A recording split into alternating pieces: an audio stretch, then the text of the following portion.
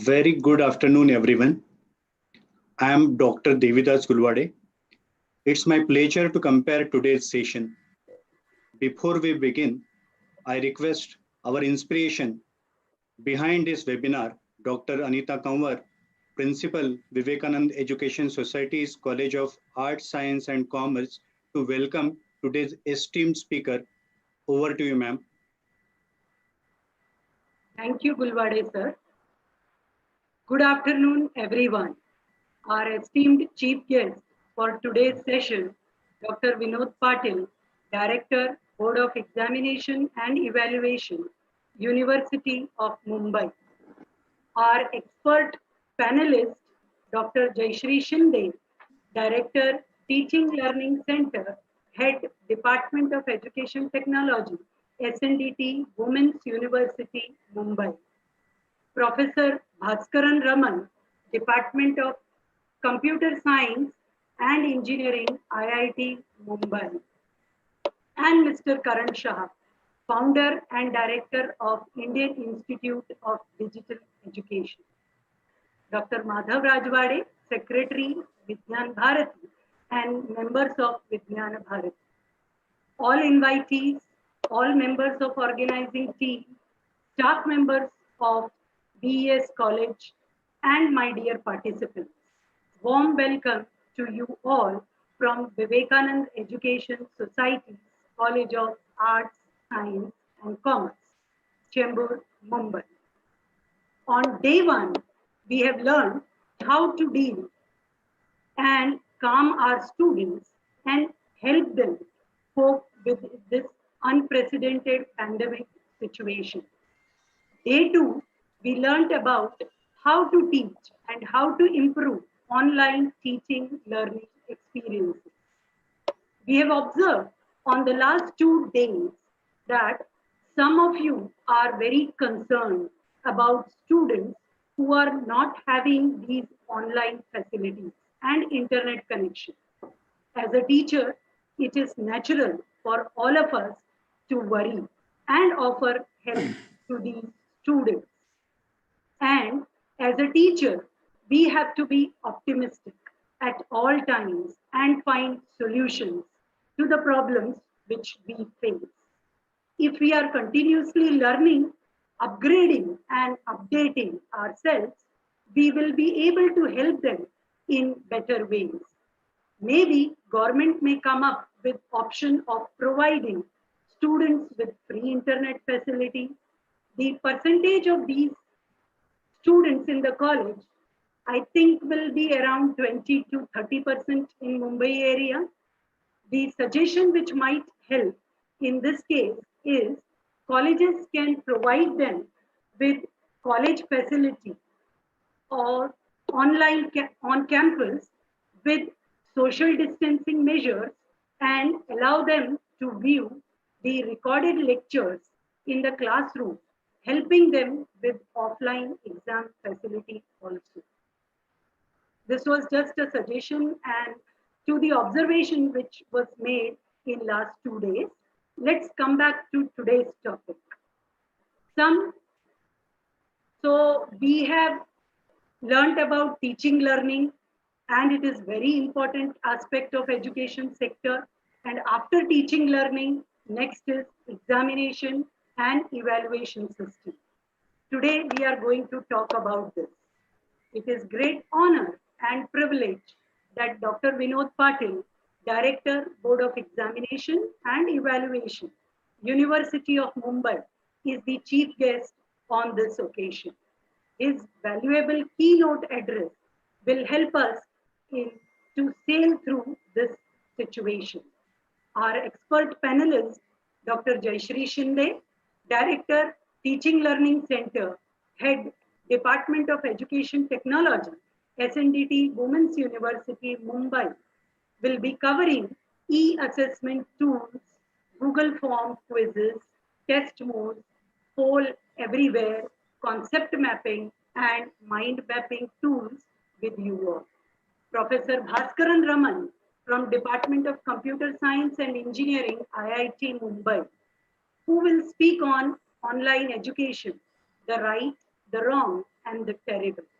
And Mr. Karan Shah, founder and director of Indian Institute of Digital Education, will tell you how to use free LMS system Canva for evaluation. I hope you all are going to have great learning experience on day 3 as well, with clarity on how to evaluate your students in this current situation. Thank you. Stay safe and healthy. Now, over to you, Dr. Devidas Gulwade, to formally introduce the sub-theme of day 3 of our national webinar and to introduce Dr. Vinod Patil. Thank you. Thank you, ma'am, for the welcome address and also talking about the way ahead through this pandemic. I welcome you all on the behalf of V.E.S College of Arts, Science and Commerce in third day of this national level webinar, Steering HEI in the wake of COVID-19, the way ahead for academia, organized by IQAC and Research Circle of V.E.S ASC in association with Vijnana Bharati. As Madam rightly spoke about the current situation, I would like to add to that in physics, there are many quantities. For example, time, which was considered as absolute quantity anciently till Einstein proved it otherwise. Similar to that, Corona pandemic has led us to a new normal, possibly which would be quite different from the normal pre-COVID that we were aware of.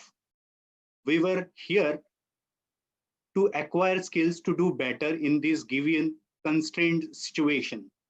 Last 2 days, as Madam spoke little about, we heard talks from experts on two themes, namely student support and coping mechanisms and innovations for online teaching, learning and research. Here, we are ready to start day 3 of this webinar dedicated for innovations for opportunities and challenges for online examination and evaluation, which is an integral part of academics. Today, we will be having invited talks, keynote address from the eminent speakers, followed by innovative idea presentations. Let us begin our day with the keynote address of Dr. Vinod Patil, our esteemed speaker today. It is a great pleasure and great for me to introduce Dr. Vinod Patil. He is Director, Board of Examination and Evaluation of University Mumbai. Dr. Patil is a Master in Computer Science. He has completed PhD in Computers Management and his doctoral work was based on a feasibility study of reforms in examination system in universities of Maharashtra through use of technology with the special reference to North Maharashtra University, Jalgaon. He has many research articles in journal and conferences to his credit. He has successfully completed many projects on various topics, namely Digital University, Digital College Project, and Integrated University Management System, and National Academic Depository System funded by various agencies. He is executive member and secretary of various committees related to examination and evaluation reforms in various universities in Maharashtra. He was secretary for a committee for implementation of on-screen evaluation system. He has worked on inviting member in examination reforms committee, verification of examination reforms at various universities. In Maharashtra, secretary of committees appointed by Board of Examination in North Maharashtra University, Jalgaon for digital examination and paper delivery system. So we have today with us Dr. Vinod Patil, expert in this field of online assessment and examination. I now humbly request Dr. Patil to start his keynote address. Over to you, sir. Thank you. I have some bandwidth issue, so I just put my video off. Okay, sir. Respected management members, principal, teachers of Vivekananda Society's College, participants, speakers, and all dignitaries in this webinar.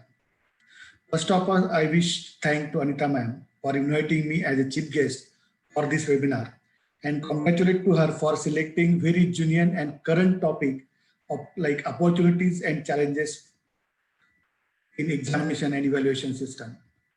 As I am working as a system analyst from last 26 years in university examination system, so I got some opportunities to implement various systems in examination using ICT like online admission enrollment process, exam form submission, hall ticket generation, result declaration. But examination reforms is a continuous process. Even in manual system, there was a continuous implementation of various processes. So exam reform is a continuous process from beginning, like manual system, computer system. Initially, it was a manual system, and then come into the computerized system. Again, it comes to the online system. So this is a continuous process, like online payment gateway services, online result declaration services. Now we are talking about this online examination services. While implementing a new system, there are challenges and opportunities, and we have to overcome to these challenges by implementing and studying problems and finding solutions and giving fine tuning to the system. No system initially 100% accurate. It will upgrade as per the requirement and feedbacks from the users. And it is continuous improvement process. Every system has to take some time to stabilize it. I just sharing my experiences of implementing online question paper delivery system at University of Mumbai in April 2012. In 2012, there were paper leakage problems in Mumbai University and in other universities in Maharashtra. And then governor asked to Education Minister, Government of Maharashtra, to find out the solutions using ICT on that issues. Accordingly, Education Minister constituted one committee under the chairmanship of IT Secretary Rajesh Agarwal of Maharashtra government. And IT persons and control examinations from various universities were the members of this committee, and I was also a member of that committee. After studying all examination system in universities of Maharashtra, committee recommended near about 43 recommendations to the government. Out of that, 23 are near about the examinations, and that part is using ICT. The recommendations are likely to be online exam, online question paper delivery system, on-screen marking system, online payment gateway system, online declaration of results, online verification, revaluation applications. Then committee recommended total 43 recommendations. Government of Maharashtra accepted that all 43 recommendations and issued one GR to all universities to implement these recommendations in all universities. Most of the universities from last 6-7 years, most of the universities implemented most of the recommendations. When we started online question paper delivery system, initially for engineering in Mumbai University in 2012. At that time, most problems came in discussions like internet connectivity issue is there, photocopy machines will work or not, the college have the infrastructure or not, electricity issue in rural urban area, then security issues of these question papers, then any issues with internet is not working there, any alternative. So we made any alternative, everything, one or two options. For electricity, we asked to colleges to maintain UPS or generator. Initially, we said for backup as a CDs, they can suppose they have any issues to delivery downloading the question paper, so they can use the CDs. Even if any issues in the internet, or then we send it by fax. If college have the fax facility, then we allowed them. We send the question paper by fax. Initially, we send the passwords to the principals to open the files. Then again, there are problems for not delivering the SMS. We send it by the email also. So those problems came. So we overcome on those problems, find the solutions on the problems. And now we develop the system as machine dependent. No, there is no need of sending the this password and all this thing every day. No issue of SMS. So now all of you know the system is very strengthened and it is working fine. All colleges are satisfied with the system. They are working. They are working on this system. The second experience is my experience I am going to share is on-screen marking system. For evaluation, initially, this system, university decided to implement this system. Again, there's some issues came from the various peoples. Say teachers are not computer savvy, specifically arts, commerce teachers. How you manage the huge number of answer books? What about the internet connectivity, electricity problems, and blah.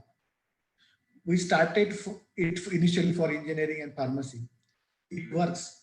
We provided training to teachers. Teachers are very happy with system because they find out that system is helpful to them. It reduces their work. Like to come to university, wait in the queue, they just collecting the papers, paper bundles, check the papers, again submit. They have to wait in the queue. Some people, teachers coming from Kokan, they have to supposed to stay here 10 to 15 days in Mumbai and assess the papers. Once teacher getting benefit, engineering and pharmacy teachers getting benefit, they started this experience sharing to other teachers. And all teachers came to know that this system is very helpful and is working fine. Yet security features, there is no any issues with this system. Now we started evaluation at college level only. No teacher will has to come in university and for assessment. They can assess from their college only.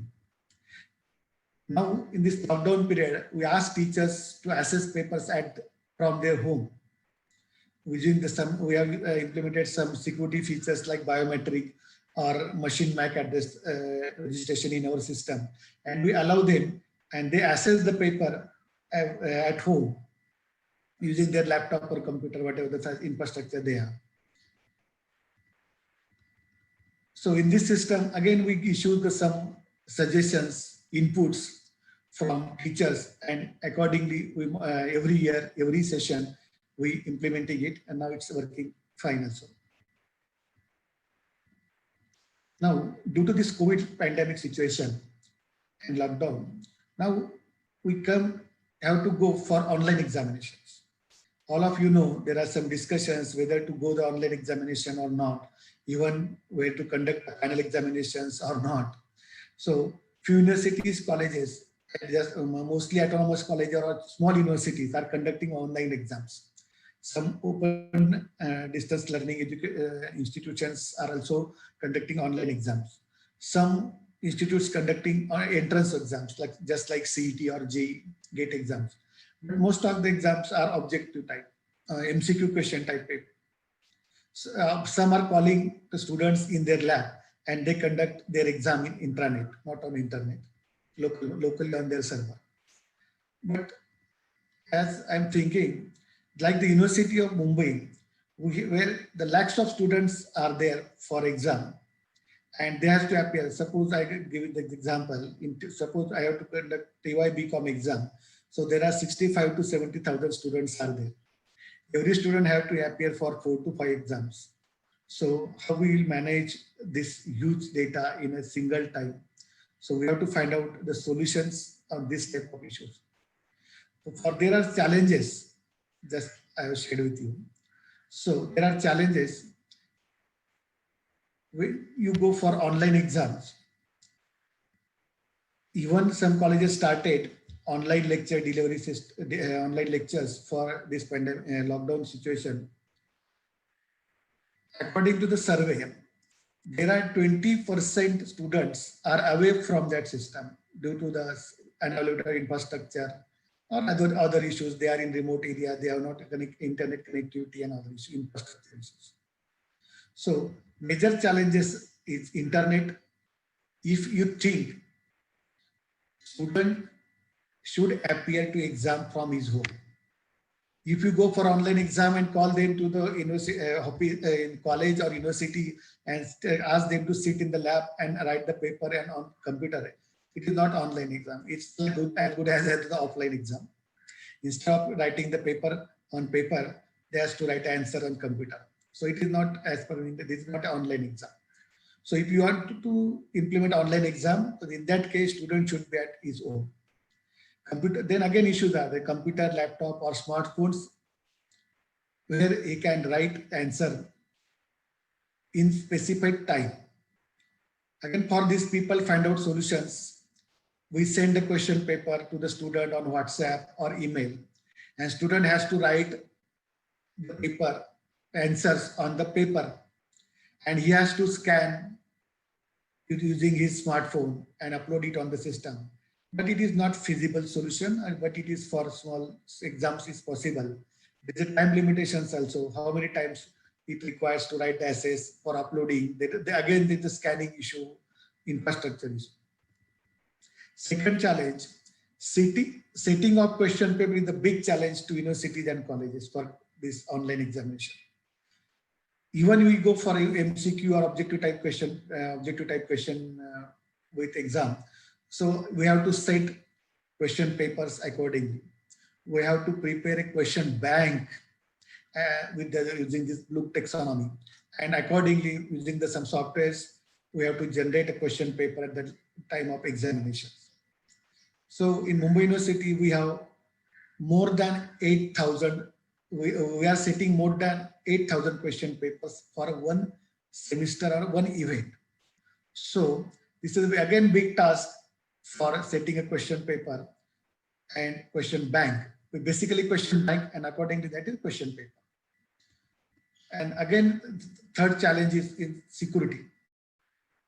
That is network security, internet security is a technical security, but as well as the identity of student. How system protects student from unfairness at home, like sharing of question to the friends, or someone may help him at home. He may use book for finding answer. Again, some companies or some solutions says, so we have the camera system, we are capturing the photos frequently 1 or 2 minutes. So again, they are capturing the photos. Again, there is a bandwidth issue. Suppose we are conducting more than 1,000 student exam at a time. So how we monitor at center place 1,000 students are not doing any illegal things? How we find it in the camera? These are again the challenges for security reasons, physical as well as network security. Fourth challenge is the continuity of exam. There are some cases in examinations. Suppose they exam starts at 2 o'clock and a student start his writing answers at 2 o'clock, and after near about 3 o'clock, due to some technical reason, may the computer lab, may the internet disconnected, or maybe the electricity disconnected. So somehow his system is shut down or stop working. So he has to again start the machine and log in and completing the process. Again, he has to write. In that case, are the system saves his previous, whatever the questions he attended or not? This type of issues, main issues are there. So we have to think on these issues also. People need to practice. Now, most of the people are saying we conduct online exam, but now at this time, we have not given any practice to the student for online examination. Yes, I already shared my experience. We have provided training to the teachers for evaluation. So we have to provide training to the student first, how to write, how to use this system. We have to provide training to become familiar with the system. Then it is possible. Again, I'm just sharing my own experience. Mumbai University decided to conduct paperless exam. Paperless exam at center only, in our department only. We selected one department at our Kalina campus. Accordingly, we in that system, their solution, they have one specific specialized iPad. On that iPad, student will get fill of paper pencil. Even he can draw charts, diagrams, even biological diagrams he can draw there. This type of solution we find out, and we provided a training to the student. We conducted training session to teachers also for setting the question paper in that system and for student to write the answer. We have provided we conducted 2-3 demos question exams for practice to the student. In that, again, some student came to me, sir, I am a left-handed writer. I have this issue. So I required some more time for this examinations. So we decided to just go with start and we find some solutions, or we will get some feedback from students. And accordingly, the system will be modified and we incorporate the requirements in that system and we'll go for that. So these are, there are few challenges in online examination in current situation, but the current situation of Mumbai or in Maharashtra is demanding to go for online exam. If you go for online exam, so it is a need. We have to go for this exam, and this in future also we have to go for online training. I mean teaching as well as online examination for internal as well as external examinations. So today we have two eminent speakers. They will throw more light on this online examination issues. So thanks. Again, thanks to Principal Ma'am for giving me the opportunity, and thanks to all participants to listen to me patiently. Thank you. Over to Ma'am.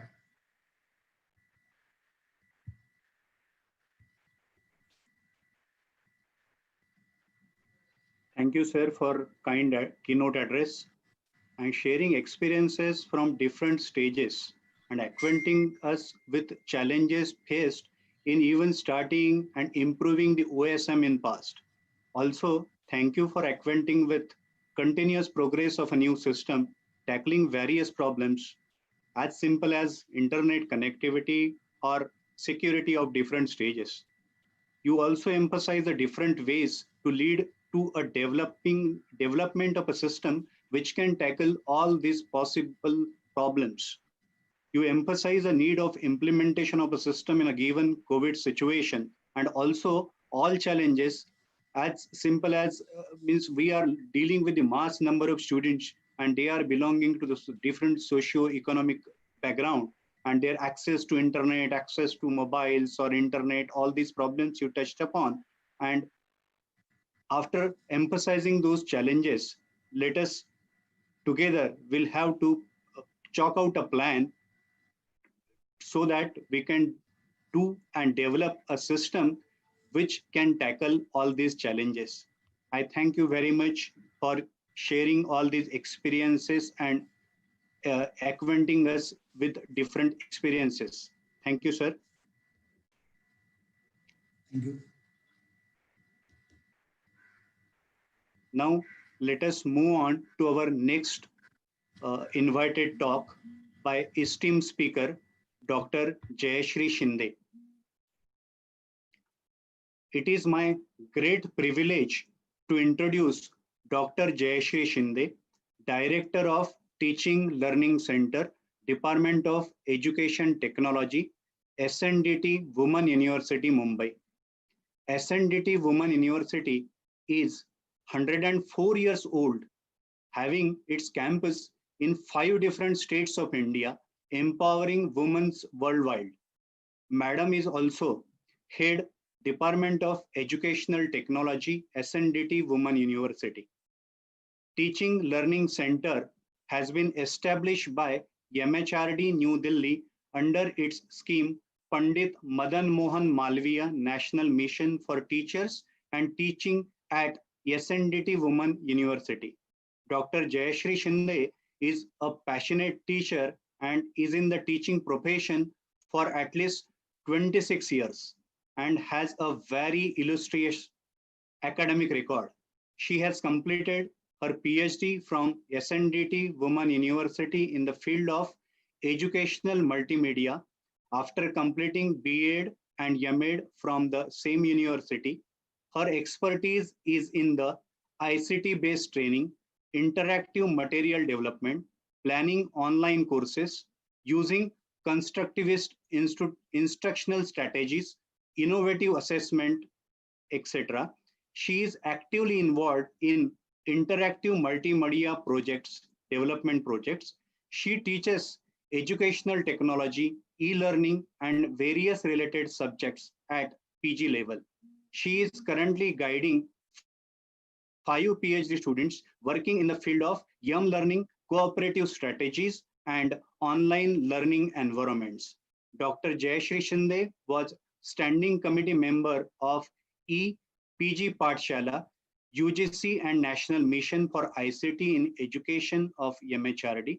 She is currently on the advisory committee of NCERT, MOOC, and Institutional Advisory Board of Central Institute of Educational Technology, CIET, NCERT.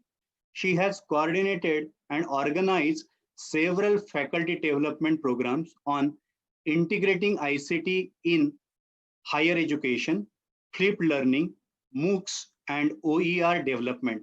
One such program was also attended by our faculty member. Our former principal, Dr. Jayashree Fadnis, and current principal, Dr. Anita Kanwar, had visited her department at SNDT Women's University Santa Cruz campus. Taking inspiration from her after the visit, we have also initiated work on development of online teaching facilities at our college. We will learn more about all these facets of her expertise through her talk. I now offer my humble welcome to Dr. Jayashree Shinde and request her to enlighten all of us with her talk. Over to you, ma'am. Thank you very much. Thank you, Dr. Devidas, for the long introduction. I was just looking at the clock, but you finished it right in time. So thank you very much. I thank you, Dr. Kanwar and Dr. Fadnis, who have invited me for this talk today. So without just one correction, as a part of rotation, I'm not head of the department currently. So I'm not HOD at present. I'm just director of Teaching Learning Center of Pandit Madan Mohan V.E.S scheme. So let us start with my presentation. I first thank Dr. Patil. I'm alumna of Mumbai University also. Before my education in SNDT University, I did my post graduation and graduation from Mumbai University. So I'm fortunate to be alumna of both the universities. So thank you very much for setting the background for this session. Even I think I would like to stop my video after a while. I'll just share the screen and stop video.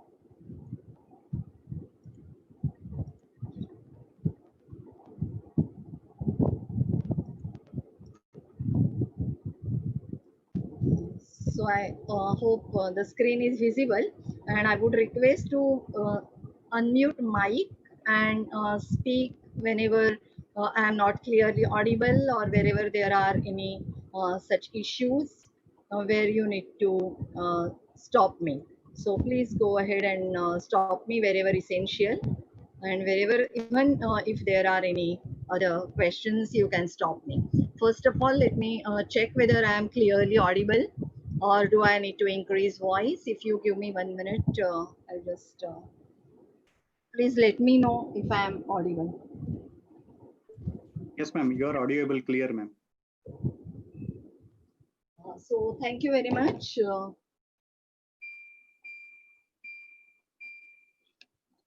Yeah, there was noise of fan, so I just took 1 second to reduce it. And is my screen visible now? The slide, the first title slide? Yes, ma'am. Thank you. So the current issue and the burning issue is assessment, because this pandemic started just when we completed, all universities completed its teaching activities, and we were ready, many were ready with internal evaluation, and just they were waiting for external evaluation. And in between, this sudden COVID pandemic started. So it's a burning issue today. So basically the issue is whether we are going to, our students are going to appear post-COVID, or are they going to appear with COVID? And that is a major issue, that when are we going to overcome this pandemic? Are our students going to come, travel, appear for exams, even when the COVID pandemic is on, though there is no lockdown? So many issues are emerging from all these questions. And yes, it has really made everyone think about learning, think about online learning, reflect on what kind of online learning is going on, reflect on all webinars, Zooming, students learning, students of any age learning. Of course, this particular session is focusing on higher education, but we know that there is again debates and burning issue of making young kids learn on computer. So keeping that issue aside for this session, why do all these issues start?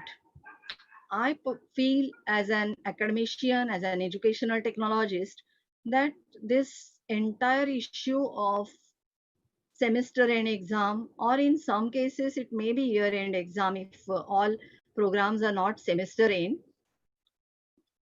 we are going through experience of one time one shot assessment. And one shot assessment of the entire 15 weeks learning. If it is 1 year, then 30 weeks of learning. Whether it is 50% weightage, whether it is 100% weightage, some universities I learn are still working on 100% external evaluation, which is really a matter of concern. Some universities, such as SNDT Women's University and many other universities, are working with 50-50 pattern of internal external. 60-40 pattern is adapted. 75-25 pattern is also popular pattern. So external system is one time 3 hours, 2 hours assessment. Now the challenge, yeah, as I said, internal assessment may range from 0% to 50%. But again, the experiences, many a times, of course, unfortunately, the limitation of such webinars is I'm not aware of the participants' background. There was no time also in such registrations. There was no point again being after organizers to provide me participants profile. I generally ask, but then these are going to be very huge events, and that's why I avoided troubling them. So whatever I'm saying, please don't generalize it. That's why I'm giving range also. When I say format of internal assessment, of course, it may differ from discipline to discipline. It may differ from individual to individual and institution to institution. But we observe many times that even for 25% internal assessment, some teachers, some institutions conduct paper pencil tests. One paper, 15 marks. Other paper, say 10 marks. So those are called as mid-term exams, and those marks are pushed as internal assessment. Or we may be making, some may be making learners write an essay, check that, and done.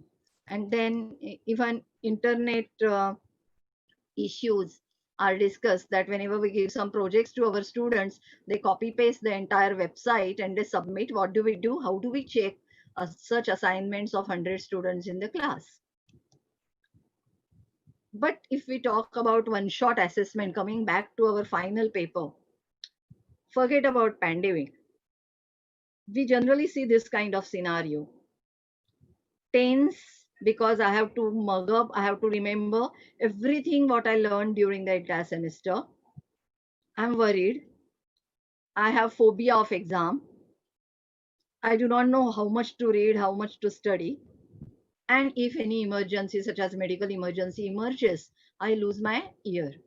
So I go for ATKT. Or I may lose the entire exam, because the entire exam period may be 1 week to 10 days. maximum to 15 days. So what if I fall sick during that period? And now because of additional challenge of COVID, learners somehow are trying to revise, trying to learn. One laptop or desktop in the family is a boon, though there are 4 members using and sharing times. I know the workshop which recently one of faculty of Vivekananda Society attended. Uh, the entire team was working from 12 to 2, 12 a.m. to 2 a.m. because their systems were shared by others. So we all used to start working after 11 p.m. and used to switch off our systems at 2, 2:30, 3 a.m., 3:30 a.m. You have to share your resources and think of the students who do not even have smartphones. Though many families have smartphones, but one smartphone may be in the entire family, and we are not sure about internet. So challenges again because of pandemic, and the entire world is facing these challenges. Dr. Patil mentioned about pros and cons about proctored online examinations. Yes, it's true that proctored online examinations can be the solution for examination part. Uh, but whether those proctored exams are mobile enabled, what kind of examination should be planned? There are many companies, many players in this field since several years. It's not happening for the first time. Colleges and universities are experiencing proctored online examinations now because of pandemic, but open universities and many other private institutions have been practicing this for quite a few years. For example, IBPS, which is a big institution in the field of recruitment exams and assessment, they are experts in assessment and standardization of tests. They are using proctored exams for a few years. So, are we giving option of on-campus assessment or not? If we plan to conduct online, if even if we plan to conduct online, as I mentioned, and as everybody knows, there may be a severe issue that many students do not have access to internet and hardware. So can they come on the campus? Or otherwise, if due to pandemic, if they cannot travel or they do not want to travel all the way to their campus, are these organizations, institutions who are managing proctored exams, do they have centers across the country or across the state at least, where their franchises, where our students can go and appear for exams? Are we again going to have essay type? Now, why online, even if students come on campus? Why online? Because we all are again worried about assessment. That if we keep the general pattern, I remember even my graduation way back, where there were 5 questions of 20 marks each, 100 marks. There was no internal assessment concept that time. And I clearly remember in one course, 2 questions were exactly same. The answers were same. And I really do not know, that was a challenge for me to differentiate the answers so that the examiner feels that yes, this is answer of this question, but many 95% points were the same points. So fortunately now the world is moving towards short answer questions, objective type questions. When we say go for 100% objective type assessment, immediately people say you cannot assess all learning outcomes, because we are not used to beyond memorization. We are used to set our questions which are objective type questions, which are fact based. Those who understand Marathi, we always within us, we always crack a joke that Bhairu कुठे बसला, भैरू झाडाखाली बसला. In first standard we learn that. And in first standard we ask, where did Bhairu sit? Bhairu कुठे गेला? Bhairu शेतावर गेला. Bhairu went to the farm. मग दुपार झाली, afternoon. uh, in afternoon his wife carried lunch for him, and then he sat under the tree. Nobody asked, why did Bhairu sit under the tree? Bhairu कुठे बसला? Where did he sit? Is our memory question. but we don't go to beyond that and ask, why did he sit under the tree and not somewhere else? So this is our tragedy, right from the first standard till the entire higher education system, that we ask many fact-based questions for which mugging up is needed, and we really cannot assess higher order outcomes of our syllabus or curriculum. This is beyond online, offline, but I have been wherever I get chance. I have been talking about it. Why are we not postponing examinations? Why are we not delaying semesters? Why are we not curtailing the next vacations? Why do we? Why are we making learners, students, parents panic? Even if we go for online, so that the result is fast, because if you have higher order objective type questions, students will appear, they will come on campus, they will go to franchises, or they will appear from their mobiles, but they will be assessed immediately. So the results and the next part, which is really very hectic for the entire teacher fraternity and mostly examination departments, examination sections, assessment part will be easier if we move. But we can certainly postpone examinations, and I do not think it is depriving students by 1 or 2 months. We can continue some healthy academic activities, may not be directly related to completion of syllabus, but we cannot force students that we are going to start the burning issue again. All television channels are discussing and debating 15 June onwards online school education. What are we going to really achieve? Have anybody surveyed? So all these debates are going on. So, though it is the last point, I really have concerns about it. Why not go for September for examinations and then start our semesters in October, and then postponing the entire thing and curtailing syllabus curriculum? Let us come to evaluation part, because this everything whatever we are discussing is about examination and not evaluation, because we are hardly talking about continuous comprehensive evaluation. uh, can we increase internal evaluation weightage? If yes, then institutions and teachers have very significant role in it, because the entire continuous comprehensive evaluation needs to be quality evaluation, needs to be continuous. The instructors will be busier and institutions will be working more. So are there any challenges?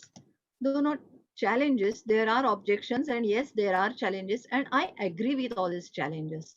Yes, teachers' bias plays a role. Teacher-student relationship matters. Malpractices emerging out of it, and nothing is deniable, because I remember that when in our curriculum, my former head had debated this in the academic council. Even she was asked that time that why do you want 100% internal for some of the courses? We still have 100% internal for some of the courses in our curriculum, or at least practicum and project based evaluation. We don't have theory papers during our third semester. So there can be malpractices. Your department is always exception, but you don't go for generalization, because we know all of us are experiencing that many malpractices emerge. Even teacher-student relationship, to the extent that I do not hesitate to share on this background that there are teachers in the world, there are teachers in our country, in our state, maybe in our institution, nobody knows. They would threaten students that if you a girl student, we think of these issues because we come from women's university, but a girl student can easily be offered by a male teacher, or vice versa also, that if you have a cup of coffee with me, then otherwise you just see what I do to your internal marks. So maybe financial, maybe this kind of malpractices are the main challenges. And if we go for still we go for, because every challenge has a solution. So if we go for continuous comprehensive evaluation, then are our teachers skilled in this? Or if we decide to use ICT for CC, then are our faculty skilled in this? So how do we implement CC? As I said, every challenge has a solution. We need to have CC throughout the semester. We need to go beyond paper pencil tests. In our university, when we introduced 50% internal, I remember that at academic council we had discussed that you are not going to conduct 10 marks, 15 marks, 25 marks unit test. This 50% must come from all other activities, projects, assignments. So that was strictly informed to all of us. Could we integrate ICT? Again, I'm well aware of digital divide issues. So I'm saying that ICT does not always mean laptop, computers. If they are on campus and if we can provide them hardware, fair, well and good and absolutely appreciable. But if not, can we not use smartphone for some of the activities? Can we not give opportunity to create and co-create, and their entire creation, co-creation goes for comprehensive evaluation with and without ICT. Even today, when our master's program is in e-learning, but because during lockdown you could not really help in any of such issues, one of the students could not work in online environment, so she created her work on paper, click photos, and sent us by WhatsApp. So it is not always necessary that you must use other ICT tools. But of course, as I mentioned, we are now talking about post COVID when the next semester will start. If we really start thinking about all these opportunities, then we can think of even many activities with the help of ICT. How? How do we manage CC and how do we bring transparency in that? Grades with feedback, assignments, activities, tasks, individual and collaborative projects, using rubrics to bring objectivity. Then e-portfolio, I'm coming to this. E-quizzes we always experience.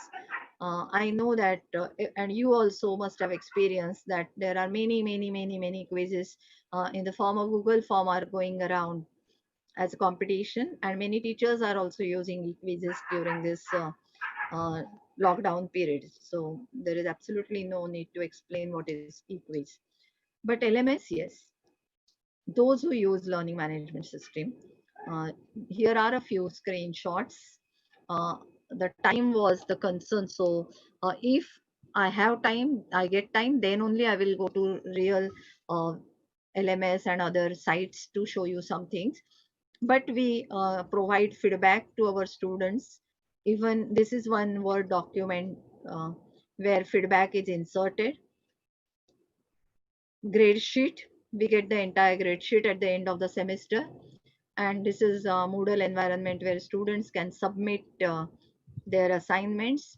You give overall feedback and you give detailed feedback. Many assignments, activities. As you can see, there is some paperwork photograph also. It's very old photo, but our students are using this even now whenever they face internet or any ICT related challenge. But yes, many tasks, many activities. The left hand side, you can see a video. This is open educational resource developed as an assignment by our semester 2 students. They have research methodology paper. They had presentations uh, to make on sampling technique, but then they were told to develop one small open educational resource. So by using screencast-o-matic and all graphics are created by her, this was individual assignment. Individual versus collaborative project. The left hand image is individual map, infographic created by one student. So there are individual assignments. And the right hand side is open educational resource project. As I promised, I will show you this actual by zooming in the actual work if we get some time. So when all students come together, or at 10 students or 5 students, they go much beyond. They work in depth, much more depth. And all open educational resources, formats and repositories. This is map of all formats and repositories. with some color codes.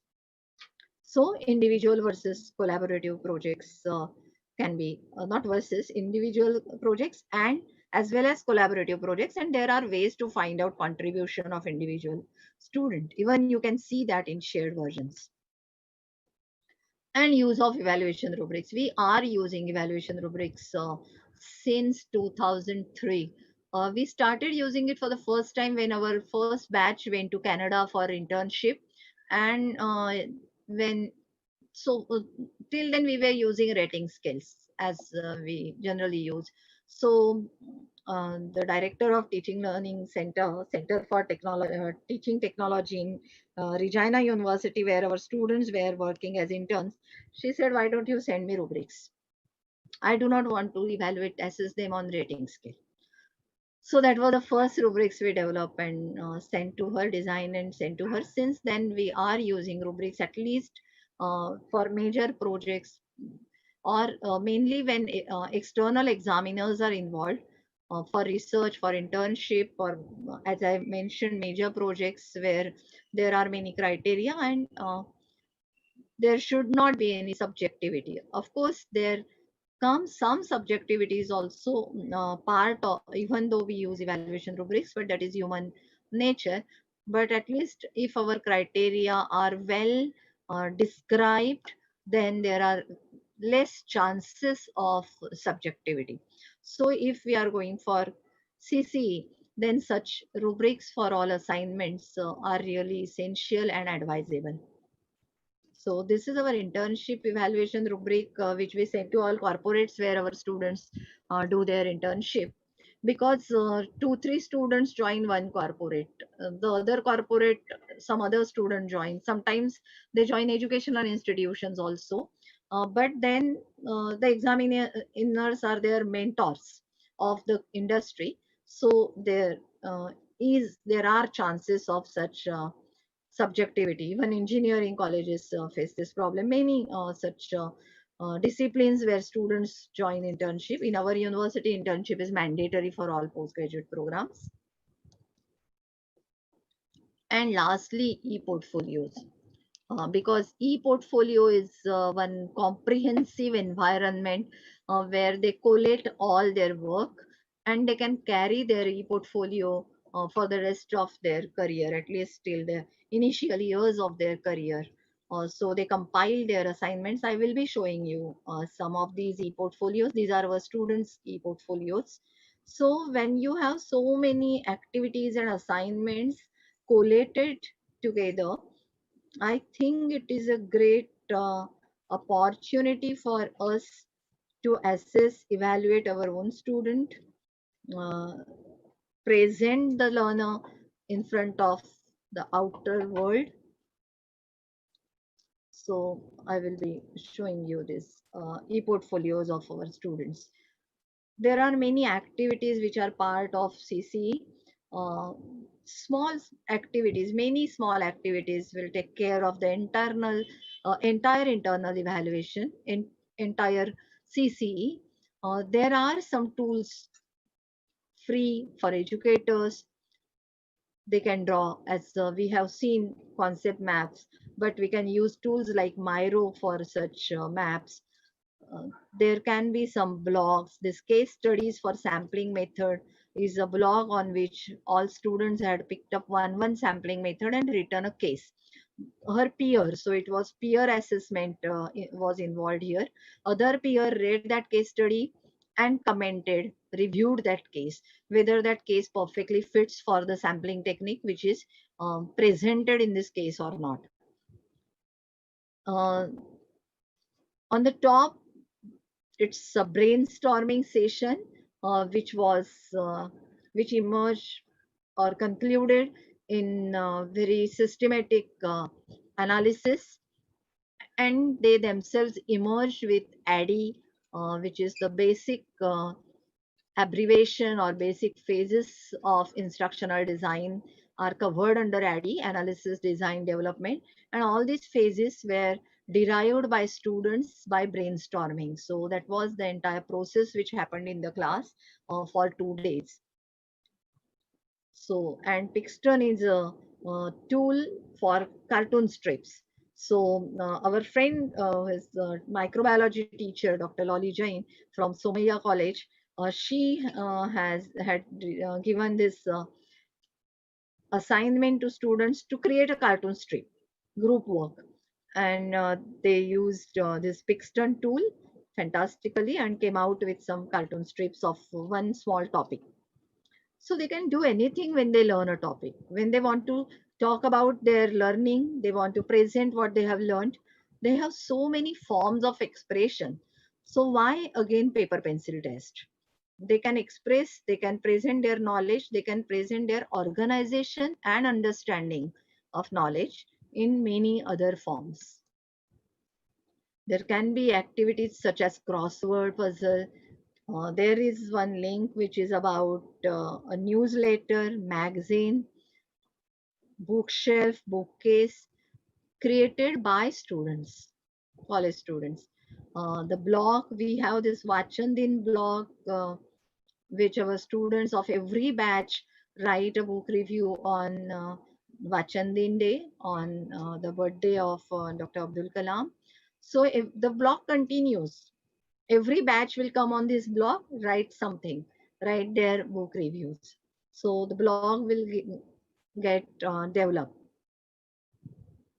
Twittering, microblogging, e-quizzes I have mentioned here. So there can be many activities which can be used for CC, used for evaluation. And again, I come back to the devices and tool availability, hardware availability. So these are the screenshots of one of our training program which Ms. Chitra Vadke conducted exclusively and only on WhatsApp. Through WhatsApp, some links of Padlet were given, but that was also Padlet app of mobile. So nobody was really working on desktop tool, any desktop environment. They all were working on WhatsApp. They were working day and night. They were working even at 12 a.m. or 1 a.m. at night and completing their tasks. And they were getting feedback also. If you see these screenshots, I do not know those who are watching this entire session on mobile will not be able to read anything on mobile screen, but those who are using desktop will be able to see these screenshots that they were given task on WhatsApp group. They were given link of videos and PDF. They were given quizzes on mobile and their assignments, whatever small tasks, not assignments, but small tasks. Write one learning outcome of this level, or design one short answer question, or design one MCQ. This kind of task were given, and each and every participant was given feedback through the same group. So this is example of fantastic effective learning by using Telegram or WhatsApp or any other mobile based tool, or maybe some systems which are developed exclusively for mobile learning. And many other tools. I showed you concept board where brainstorming was done. Edmodo learning management system has many microblogging opportunities. Trello, Kakku, Venjet. So I think infographic tools like Vengage or Canva maybe, concept mapping tools, mind mapping tools, microblogging and blogging tools. There is no limit to exploration. And it may not be always one single platform or one single tool as a solution, but let our learners use many tools, let our teachers use many different tools as per their requirement. So even if I use Miro once a semester, next time I will use concept board. Third time I will use some different tool. So it's not necessary that I go for one platform. So even though the tools are not free, we can certainly explore use whatever is available in free version and move ahead. This is what I always say, that we don't really need to pay anything, and we don't really need to uh, force our teachers or students to spend. But whatever tools are available, if ICT is available, let us go beyond and let us explore something which will make our entire continuous assessment system, evaluation system rich. So here are some blogs and authors who are really experimenting, who are innovative. Here is one blog, 21 things every 21st century teacher should do this year. He has written afterwards 36 ways. Then Zahid always writes and experiments a lot in this field of OER and 21st century learners. So these are the innovators who motivate teachers like us. And there is, as I said, no limit. So let's explore. Let us explore what we can do, how creative we can act, how collaborative we can be. So I think I have another 5 minutes because I had time till 4:15, right? Yes, ma'am. You may take 5 minutes, ma'am. 5 minutes more. So this is, I'm taking time because I would just like to show, because I had shown the screenshots. This is the collaborative, sorry. Yeah.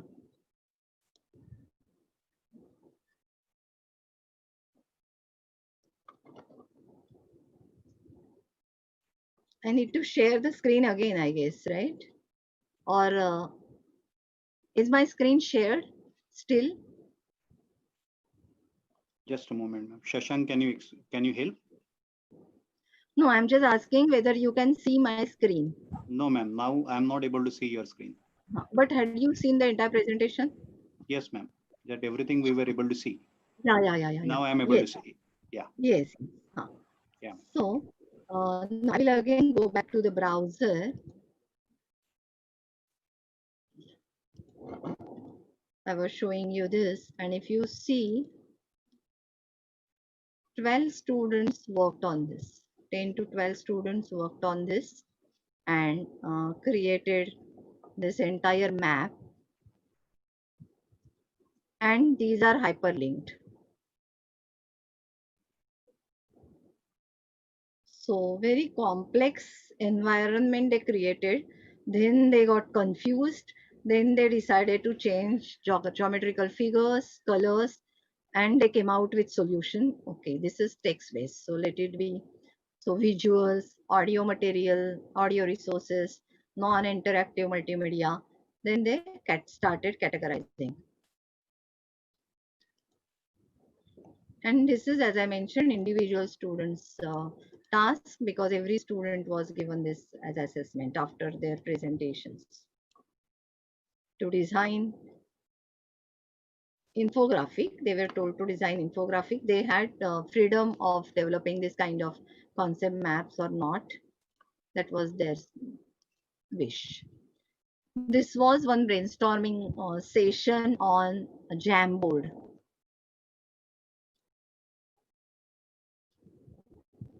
And one of the most effective tool which I see, you can draw different formats of infographics. So I was mentioning about this particular concept board. Let me see. Yeah, this is again one different batch concept board, which is collaborative.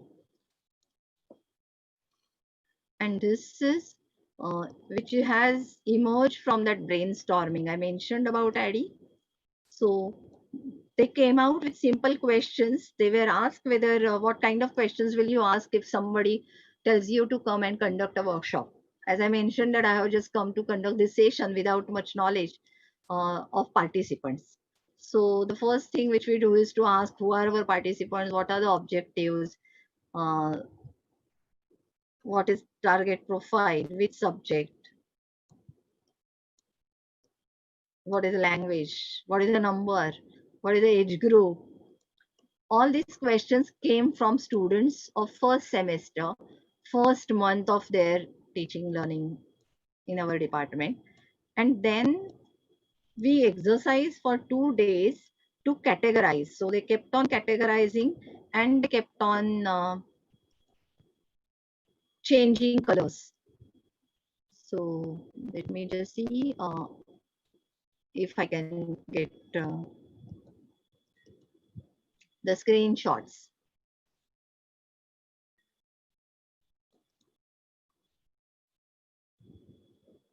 Yeah. So the very first work was this. Then they changed color. Then I told them, why don't you go for further classification? Then they kept on changing colors. They kept on reading. They kept on changing colors. They kept on discussing with me in between. And the entire brainstorming resulted into this kind of classification. So analysis, learner analysis, outcome analysis, even to that extent, they could categorize, and they had not started learning instructional design theories.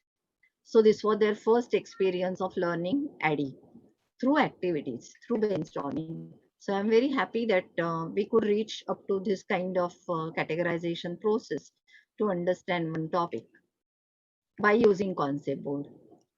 And I will just show you portfolio and I will stop.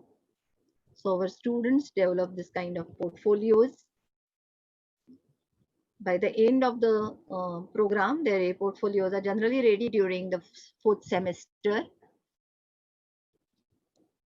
So they include all their work. The first thing, they pick up a theme and they write about the theme. They write about their own philosophy and they write about their work. So when they write their work, they write reflections, what were their experience while doing this assignment. So reflections is an integral part of any portfolio. So they write their reflections when they integrate this kind of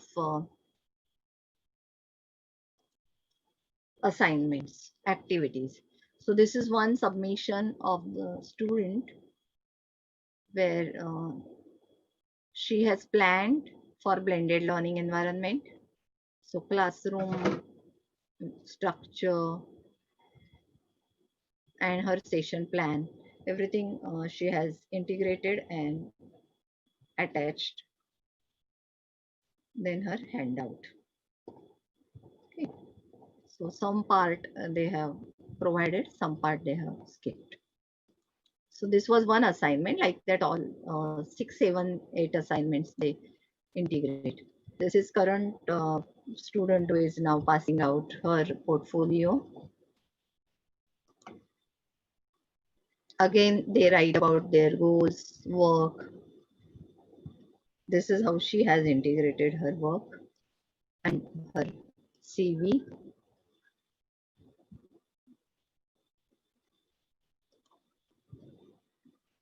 One resume as a part of their portfolio. Another learner's portfolio.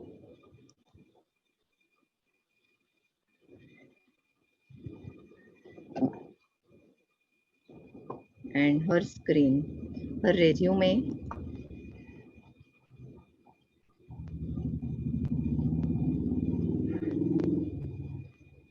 So our students explore. We don't sit and teach all these tools, but they explore many tools. They do their assignments by using these tools. So as a process of their teaching learning, also they use many tools and they explore. And I mentioned about Somaya because Somaya college teacher, because it's not that our students are doing it because we are teaching them e-learning, but microbiology department of Somaya also is working on the same line. Their students are also doing, chemistry students are doing. So any subject student can use this kind of ICT tools for their work and help all of us to go for continuous evaluation, continuous comprehensive evaluation. So I think my presentation made some sense, but thank you very much. And I stop sharing my screen here.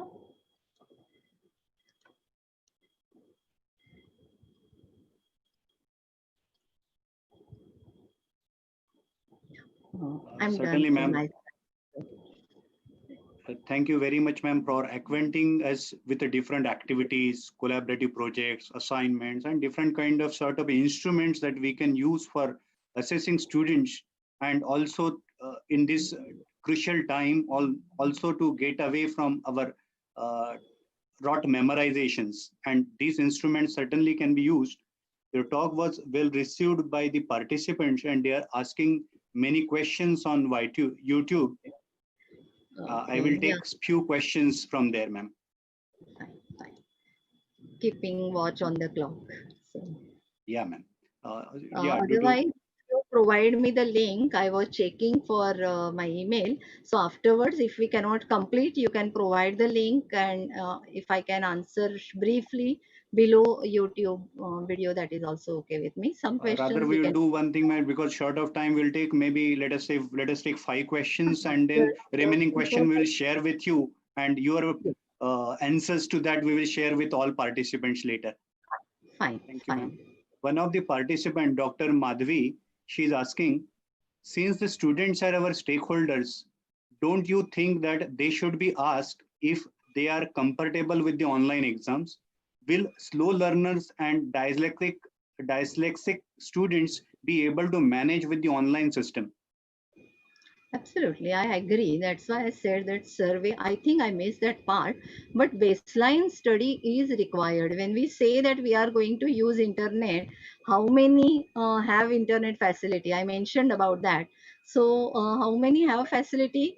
How many have challenges? And these challenges may be physiological challenges, also learning challenges, also. So, we need all these things to consider. We cannot just have a blanket rule that we will go for online. That's why I had always kept options online, offline. It is necessary. I fully agree. I am not a blind propagator of online learning, that you must have uh, learned from my presentation. Yeah, ma'am. There is one more question from Dr. Varsha and Dr. Shantanu Nair. Can we implement or postpone exams for the final year students without affecting their academic paths ahead? Many private institutions have started online admissions for the master's courses. See, so far, so we have not taken any decision for master's program. Yeah. Next batch, even if the next batch is starting immediately, then all teachers will be managing teaching of one batch and examination work, which otherwise we all used to manage during the summer vacation. Now we don't have that chance. We have to manage our examination and we have to manage our next semester if we say that next semester should immediately begin. So that is certainly a challenge for everybody, for exam systems, for teachers, everybody. So anyway, that is the answer, that we will be able to, and we can certainly think of our curriculum and work on it. It's not that just man mein aaya kar diya. We need to work on it. There is similar question related with the same topic, ma'am. Damini has asked, how can we give assignments online and grade them? Is there any software and evaluation software? Yeah, if during my presentation I showed screenshots of learning management system. We all use Moodle learning management system. Many teachers have started using Google Classrooms. So assignment, feedback, grading, assessment can certainly be done online. Moodle is a free learning management system. Google Classroom is free. Edmodo is free. So we can use such things. And otherwise, there are some quiz software testing software which give this opportunity of assessing on mass scale. There is one more question related with the rote memorization exam system. Is this kind of a system creating a workforce that is trained to take orders from the superiors? I did not get the question. Maybe a sort of a criticism to rote examination pattern based on rote memorization, matlab where we are leading with it. Is it a comment or a question? That was my question. Because yeah, maybe he is interested to have your view on it. I do not see the link between right now. Immediately, I don't see the link between rote memorization and giving orders from seniors. Giving orders to juniors and seniors, I think that is administrative setup we are talking about. And rote memorization, theory-based paper, everything is purely academic issue. And I don't see any link between these two issues. But rote memorization must be avoided because that is not taking our learners anywhere. We are not really developing them. Since we are running short of time, we'll take one question that would interest many. That is by Nikita Naik. Does SNDT Women University conduct a FDP on ICT learning? Yeah, always. That is my job. As I was introduced as director of Teaching Learning Center. This Teaching Learning Center is funded by Pandit Madan Mohan Malviya Mission for Teachers and Training. I conduct, this center continuously conducts FDP. We conduct all workshops. We don't have webinars. So far, we have not conducted a single webinar because it is mandatory requirement for our workshop to submit all assignments. We completed a workshop of 750 participants, out of which only 500 plus certificates were given because of completion of assignments. But otherwise also our department has been working in the field of faculty development right from the beginning. We last several years we have been conducting faculty development programs. Our entire SNDT university faculty also participates and they have started working. Today 25 teachers of our university themselves use Moodle learning management system, blended learning, many other tools and techniques are being used in our university, and Department of Educational Technology is always experimented in all this faculty training. We have our teaching learning center site. So, thank you, ma'am. Thank you for acquainting with our different tools. And it is not about just mentioning the tools. It is all about using the tool that suits your purpose and to that's explore why these I have tools. shown my students work only so that nobody criticizes that you are just bombarding theory. Each and Yeah, every tool which I have told you, I have shown you what my students have done, what I have done as a teacher. yeah, ma'am. Certainly these tools we can explore and certainly use in a time ahead post-COVID. Thank you very much for this Thank you. Thank you nice for this presentation, ma'am. opportunity. I once again thank you and for coordinating fantastically, Dr. Kanwar and Dr. Fadnis for inviting me. Thanks to Dr. Patil for chairing this session. Thank you. Thank you, ma'am. Now let us move on to our next talk. I now request my colleague Suman Gangar to take over for the conduct or further part of the program. Over to you, sir.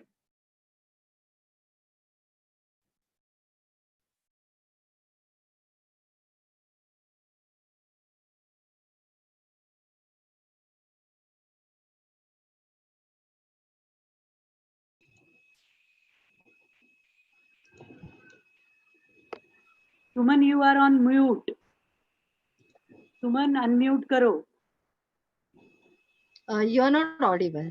Yeah.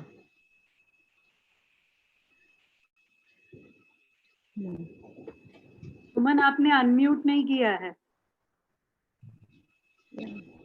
Yeah. Yeah, ma'am. Thank you, Dr. We'll Vinod, for hosting the question answer session. Now, it is my privilege to introduce Dr. Baskaran Raman to our viewers. Sir is currently working as a professor in the Department of Computer Science and Engineering at the Indian Institute of Technology, Bombay. He obtained his BTech in Computer Science and Engineering from IIT Madras, MS and PhD in Computer Science from University of California, Berkeley. Sir has more than 70 research papers to his credit and is the recipient of more than 15 sponsored research projects from various national and international agencies, with grants to the tune of rupees 5 crores and above. His research interest and expertise are in communication networks and technology for education. His current focus and specific interests are mobile crowd sensing, Wi-Fi performance diagnosis, and use of technology in large classrooms for effective teaching. He has successfully guided 8 PhDs, 60 masters, and 13 bachelor students. This is a testament to Sir's versatility in his domain knowledge. Many of his students have won prestigious awards, and Sir himself is a recipient of IBM Faculty Award 2008 and many other achievements to his credit. He has a teaching experience of more than 15 years and has taught students in India as well as abroad.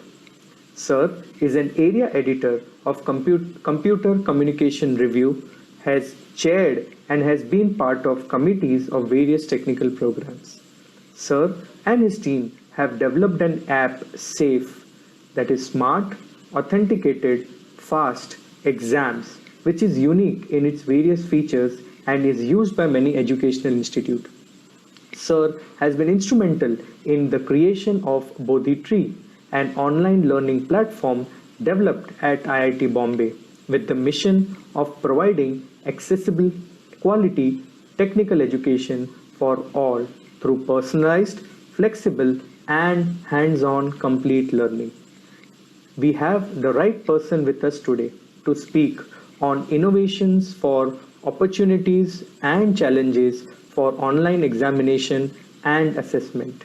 Without much ado, I call upon Dr. Baskaran Raman to take charge of the platform and guide us ahead. Thank you. Over to you, Dr. Raman, sir.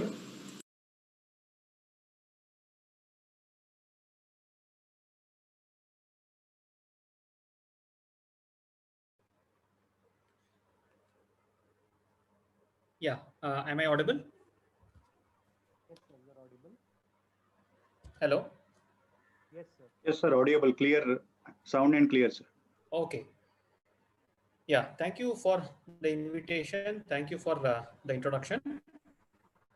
Um, when Madam first invited me, I was quite hesitant uh, since, webinars generally are one-way traffic.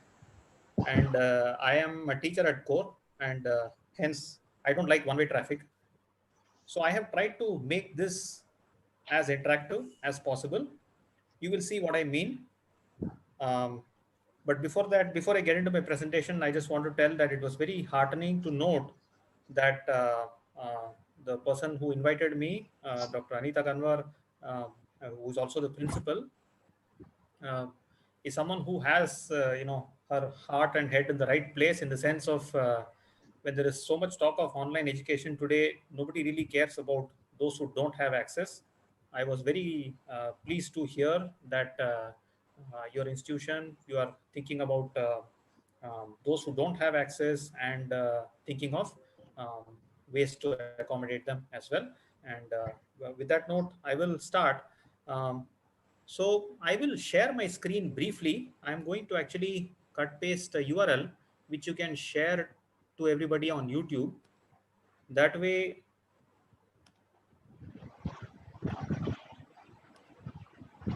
even if there is some network problem in between, we can manage with only audio. Okay, so can you please share that, which I have shared on Zoom chat? If you can share it on YouTube chat as well. This is a link to the presentation. Yes, sir, we will do I will this. share my screen Yes. also. So I will video and share screen.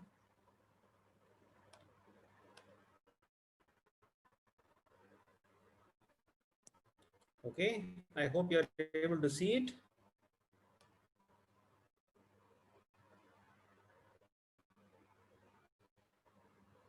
So my presentation is titled Online Education, the Right, the Wrong, and the Terrible. I use the word terrible purposefully.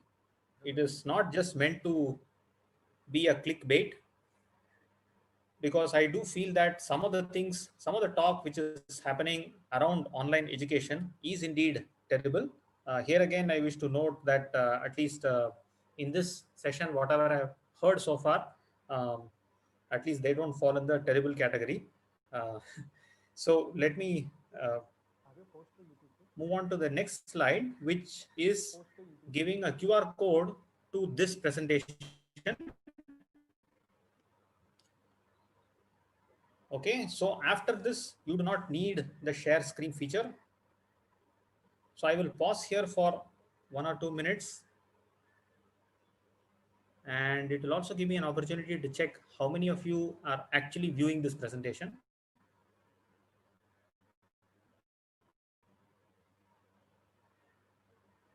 Because Google shows how many people are actually seeing this presentation. So far, nobody. Sir, we are just working on the YouTube sharing and code also. I'm not able to hear you. I'm sorry. Yeah, sir, we are working on the YouTube link, sharing Okay. to the participants and also on the Okay. QR code. All right. Okay. Okay. So now I see one person has joined.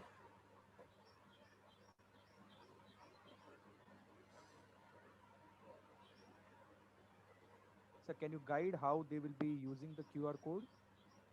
Oh, QR code. All today's generation, they know how to use QR code, or just type the URL which is shown there. Okay, okay, sir. Either way is fine. So I see 4 people now.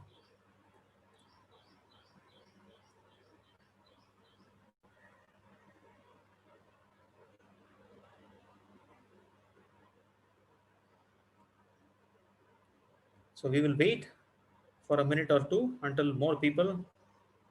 Yes, sir, fine.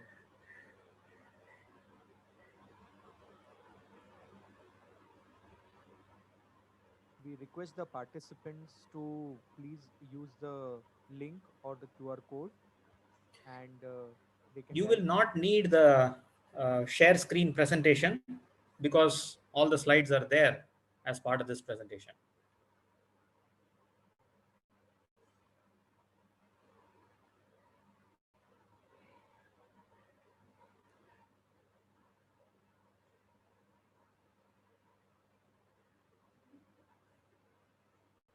Okay, so at least now I think some 20 people are viewing it. So let me go ahead. I hope I have illustrated one of the first points I wanted to make with online education. As we have seen just now in this live demonstration, it is very easy for the one who is talking to go on talking without realizing whether somebody is listening or not. Now at least I know that some people are attempting to listen, some people are looking at the slides. Okay, so it's good to know. So let me now go to the next slide, which also you can see. Okay, so this is slide number 3. This is a Google form question on what is the purpose of education.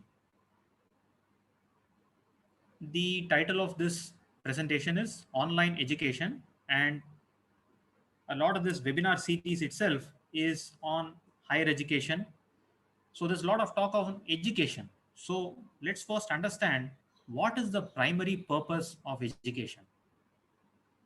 So I would like you to answer this short question. Okay. So once again, I will pause, and I can see here how many people have answered. You can also see how many have answered and see statistics. Okay.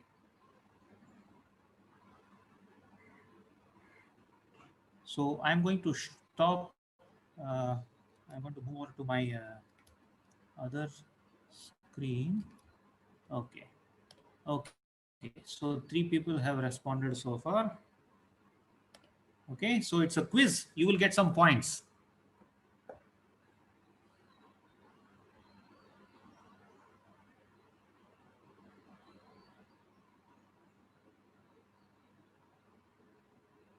I'm just repeating So the 12 responses. participants.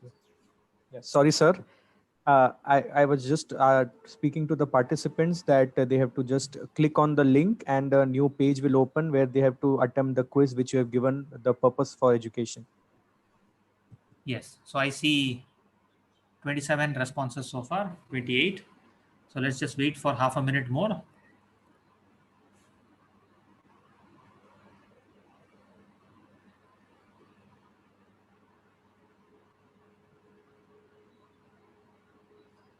Okay, so let me now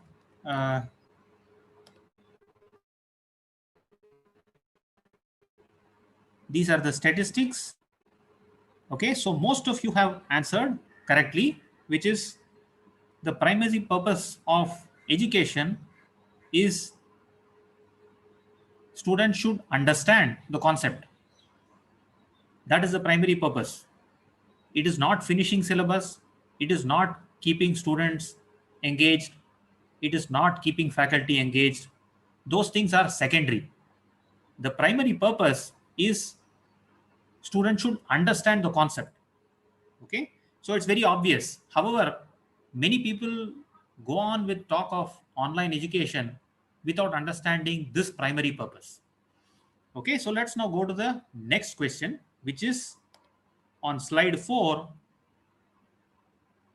Given that conceptual understanding is necessary for education, what achieves conceptual understanding?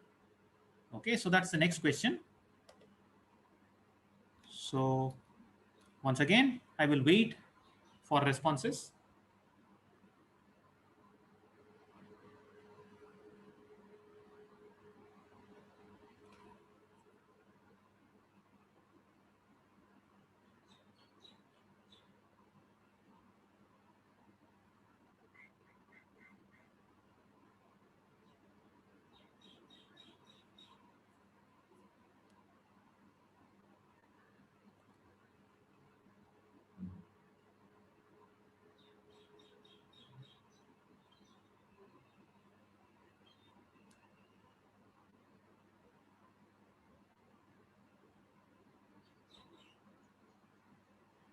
Okay, so more than 40 people have responded so far, which is great. So let's now look at. So everybody has answered correctly, which is great. So this is also making an obvious point, which is that what leads to conceptual understanding is not listening to a lecture. It is hands-on activity. You have to actively do something in order to learn. Likewise, it is interaction as opposed to a monologue lecture, which leads to understanding. Teacher-student interaction is extremely important for conceptual understanding. Okay, so obvious points, but it is important to understand because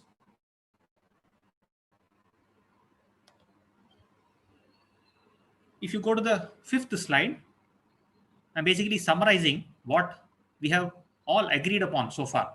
First is education is about learning or conceptual understanding. And for understanding, activity of the student is important. Student has to be active.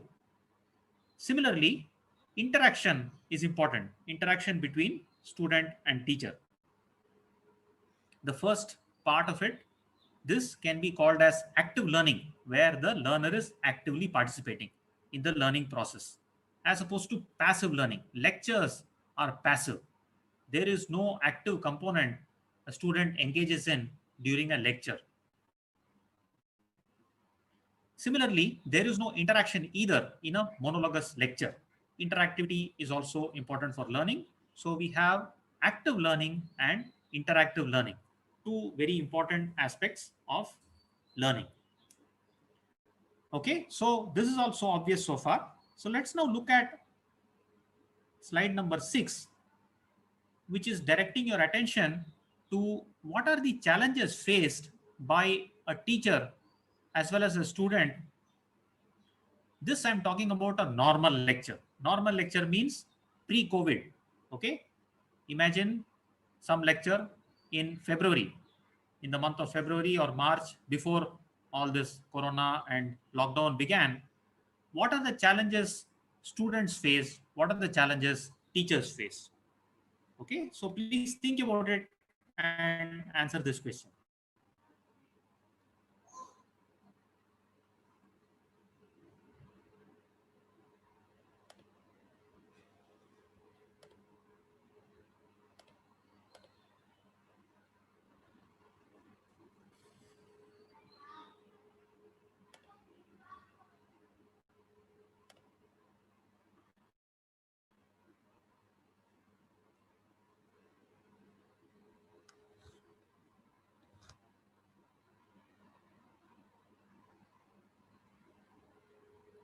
You have to select all correct options.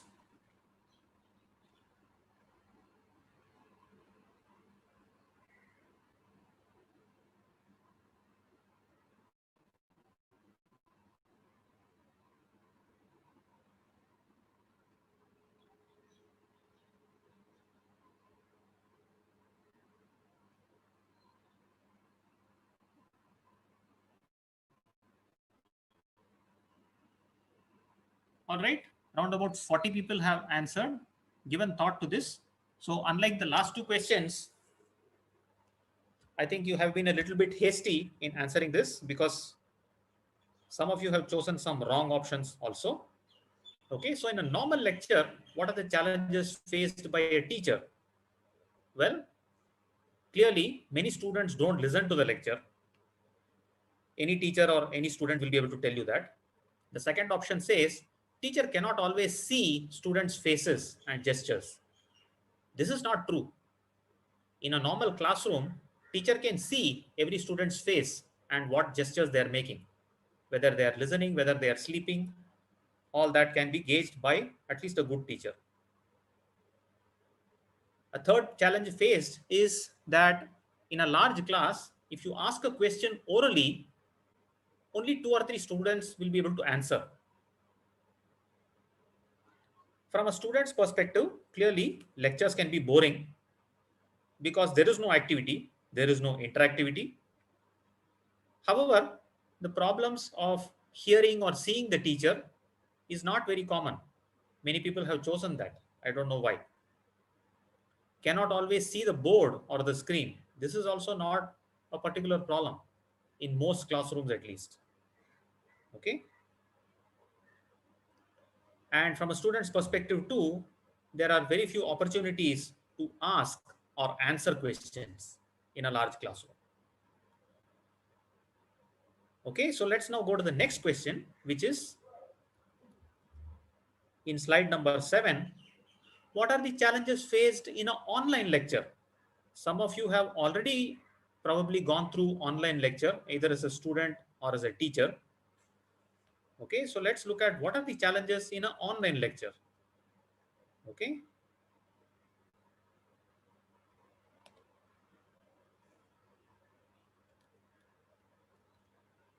So please take a minute or two to answer this question.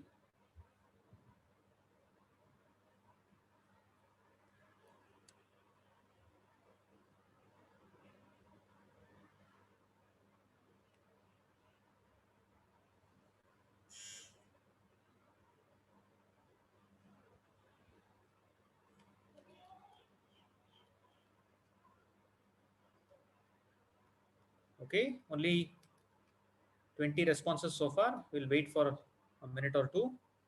This is the previous one. Please think and answer.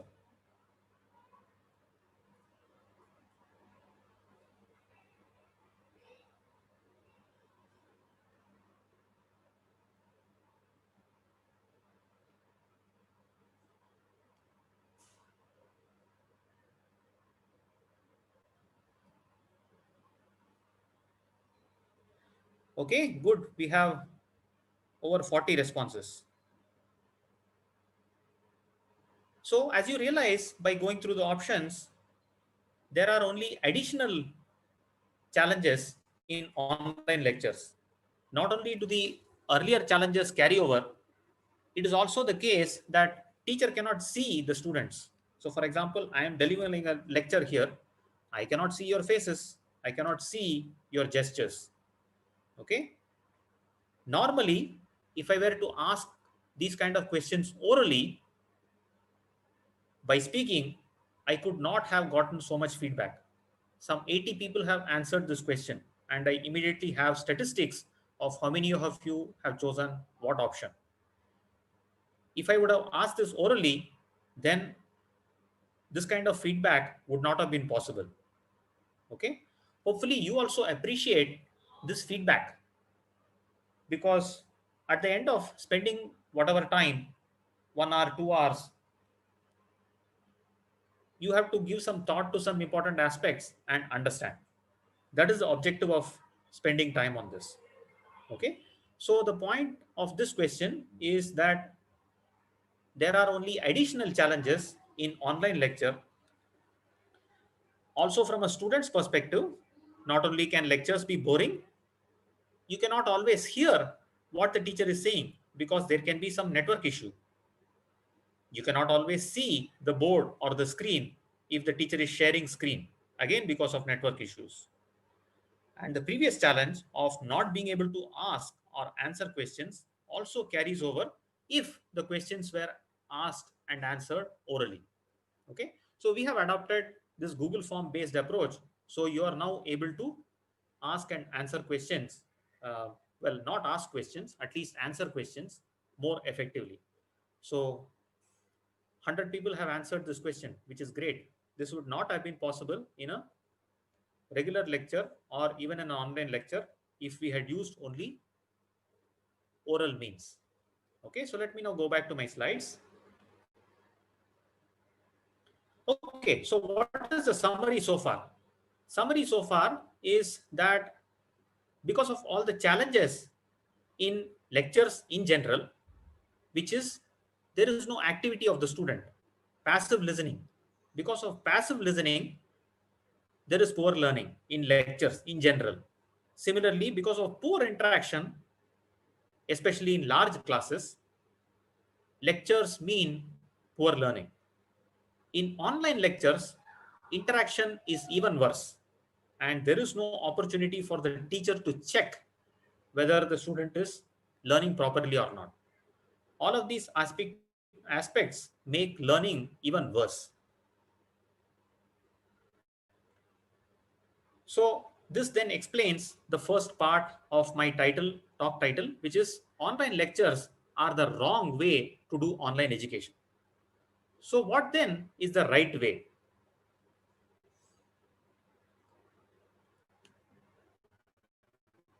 Through through many years of experience and also a lot of research done by various researchers in the field of pedagogy, the right way to do online teaching is the following, which is lectures, although they lead to poor learning, lectures are important to convey some information. So instead of throwing away lectures, we recommend that lectures should be recorded. Okay, that is number one.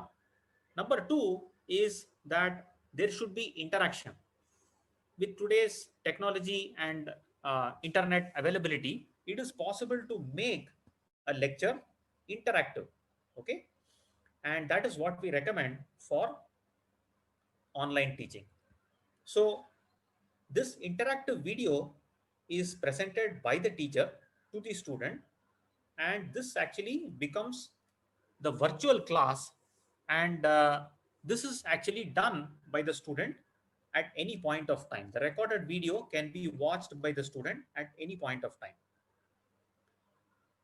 We recommend a live session during the virtual classroom. We restrict the session to pure discussion, question and answers, and problem solving.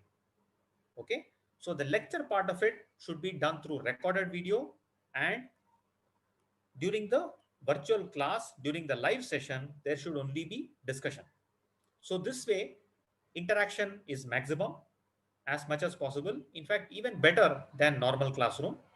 And since there will be problem solving during the virtual class, there will be activity. Students are actively engaged in the learning process. So both active learning and interactive learning will happen. For those of you who know what flipped classroom model is, this is nothing but the flipped classroom model, where students watch the recorded lecture outside of the class, and in class there is discussion, learning, and problem solving. This is a model which we have been using for several years now, for more than 4 years, even before Corona hit us. And as we switch towards online teaching, this we feel is a much better way to do online teaching than online lectures. Okay, so let's check how well you have understood flipped classrooms, whatever I have told so far, with a short quiz. So this is in slide number 12.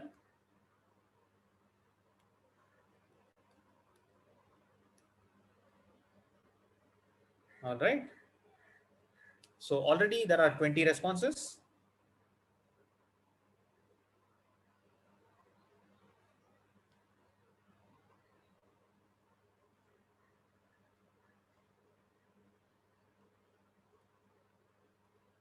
So this is in slide number 12.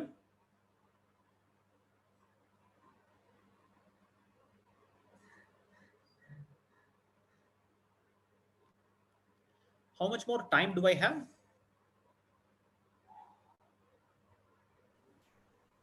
Sir, you have 15-20 minutes, I guess.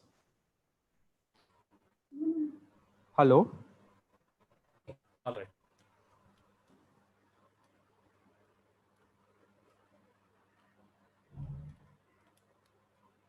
Okay, waiting for a few more responses for the flipped classroom question.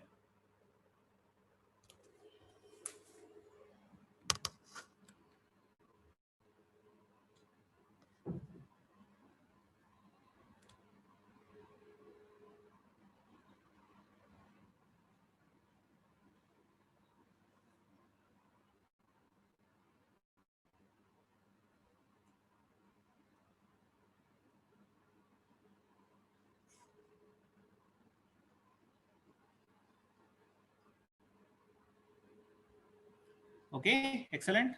Around about 50 responses have come so far. So let's talk about this. Okay, so most of you have gotten the first question right, which is a flipped classroom is where the in-class activity and out-of-class activity are reversed from a normal class. In a normal class, lecturing happens inside the class and activity happens outside the class. In a flipped classroom, it is the exact reverse. Lecture is recorded as a video and students can watch it anytime. And what happens in the class, whether it is a physical class or a virtual class, is activity, problem solving, question and answer, interaction, discussion. All those things happen in the live session. Okay, and coming to the advantages, what are the advantages of doing this mode of flipped teaching, recording videos plus live Q&A sessions? One obvious advantage, which you have already stated, is there is much better activity, there is much better interactivity, and hence much better learning. Furthermore, once the teacher records the lecture, there is no need to repeat the same thing again and again. From 1 year to the next, maybe the syllabus will change a little bit, but not much. And for any given topic, your colleagues or other experts may have already recorded videos. So why repeat? So there is no need to repeat the recording of the videos year after year. So in the long run, the teacher's time is saved enormously. The students can watch the video any number of times, flexible timing, and this is a big advantage because the flipped model, because the videos are recorded, it is much less prone to network problems. Network problems may still happen during the download of the videos, but it doesn't matter. Okay, The live session, since it has only probably audio or even just text chat, it is much less prone to network problems. So this is a very important thing.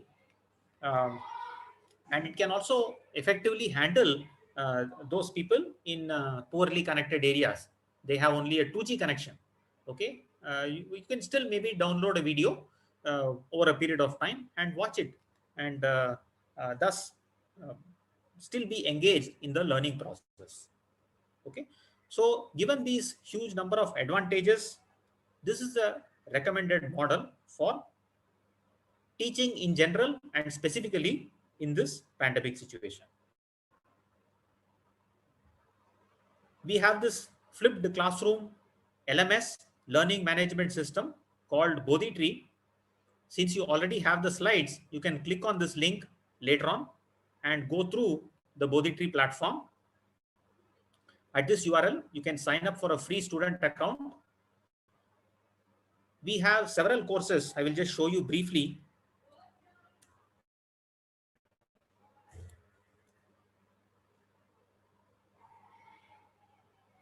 Okay, so if you go to explore,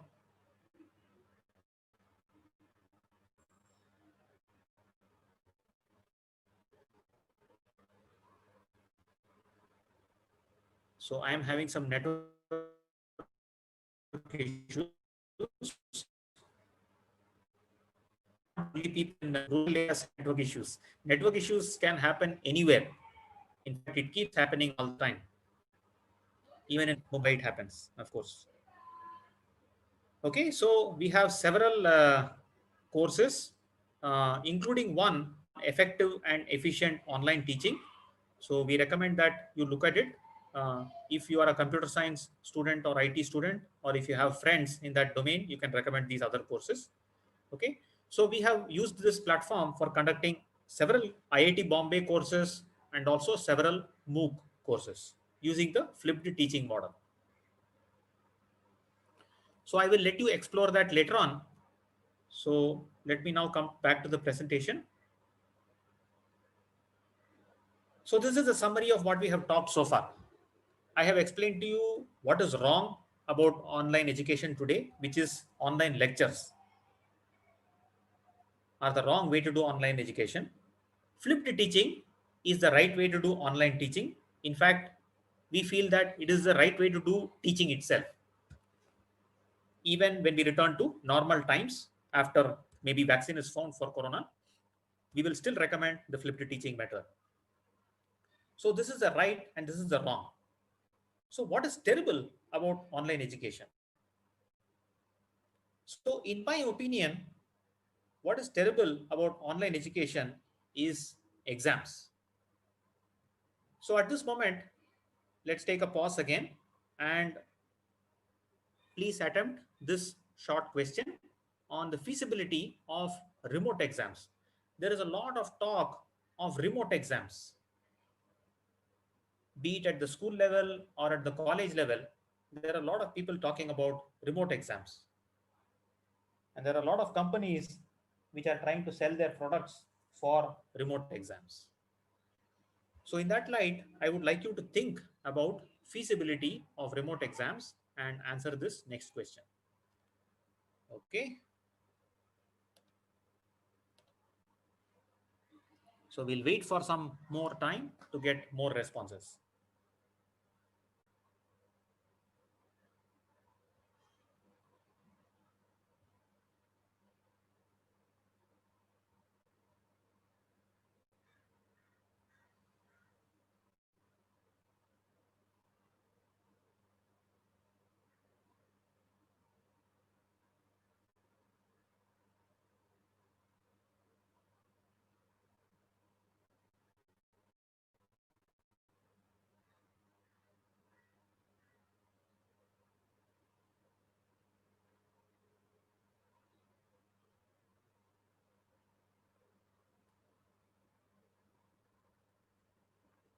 Okay, excellent.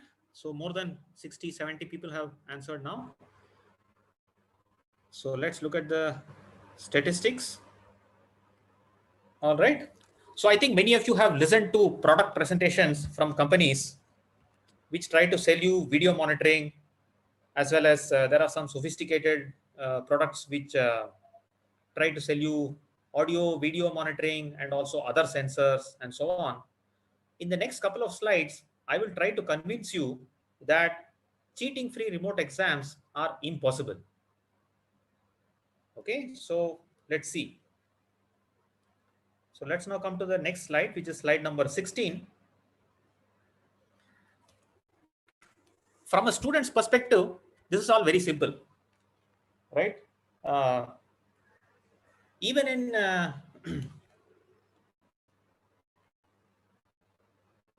heavily proctored regular exam situations, many students are very creative in coming up with ways to cheat.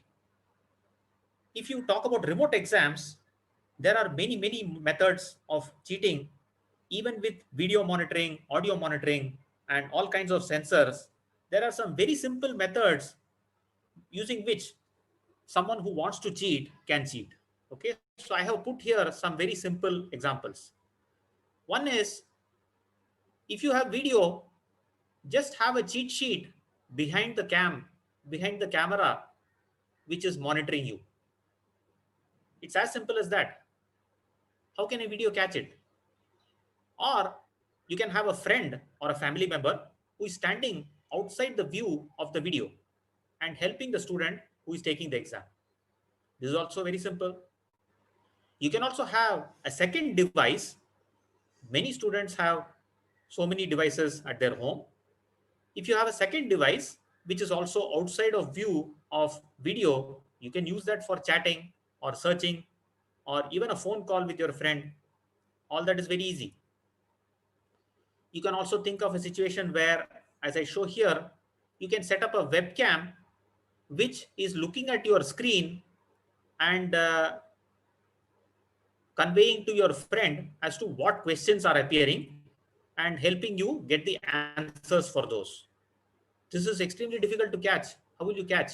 Even if you have video and audio monitoring by some product, this cannot be caught. And then there are also age-old methods like, two coughs means option B. You can also tap your foot to convey to someone sitting next to you as to what the answer is for question number 4. Okay, so this is all very easy. There are way too many ways to cheat, and the very sanctity of the exam will go away. So why are you calling it an exam then? For those of you who are evaluating solutions, supposed solutions from various companies for remote exams, I will give you this question. You ask them this question. I don't know if Dr. Vinod Patil is still there. I hope Dr. Anita Kanwar is there. If some vendor comes to you and tries to sell you a solution for remote exams, ask them this very simple question. Scenario 1 is, in the remote setting, there is an honest student, but network fails during the exam.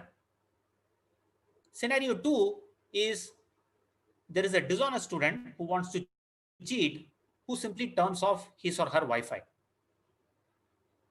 Can you distinguish between these two? I can say with firmness that these two situations are impossible to distinguish. I can say with certainty because this is one of the fundamental things we teach in distributed systems. In a distributed system, you cannot distinguish between one cause versus another cause of a network failure. It is impossible. In fact, in our own department, we were evaluating some solutions for remote exams, and I asked them this simple question. The person giving the demo had no answer. Obviously, they cannot have an answer because there is no answer. It is not possible to distinguish between these two situations, which essentially means that cheating is easily possible, which means that honest students suffer. This is terrible. Already entire world is suffering because of COVID-19 and the associated economic meltdown and so on. Why are you making the honest students suffer more? This is terrible.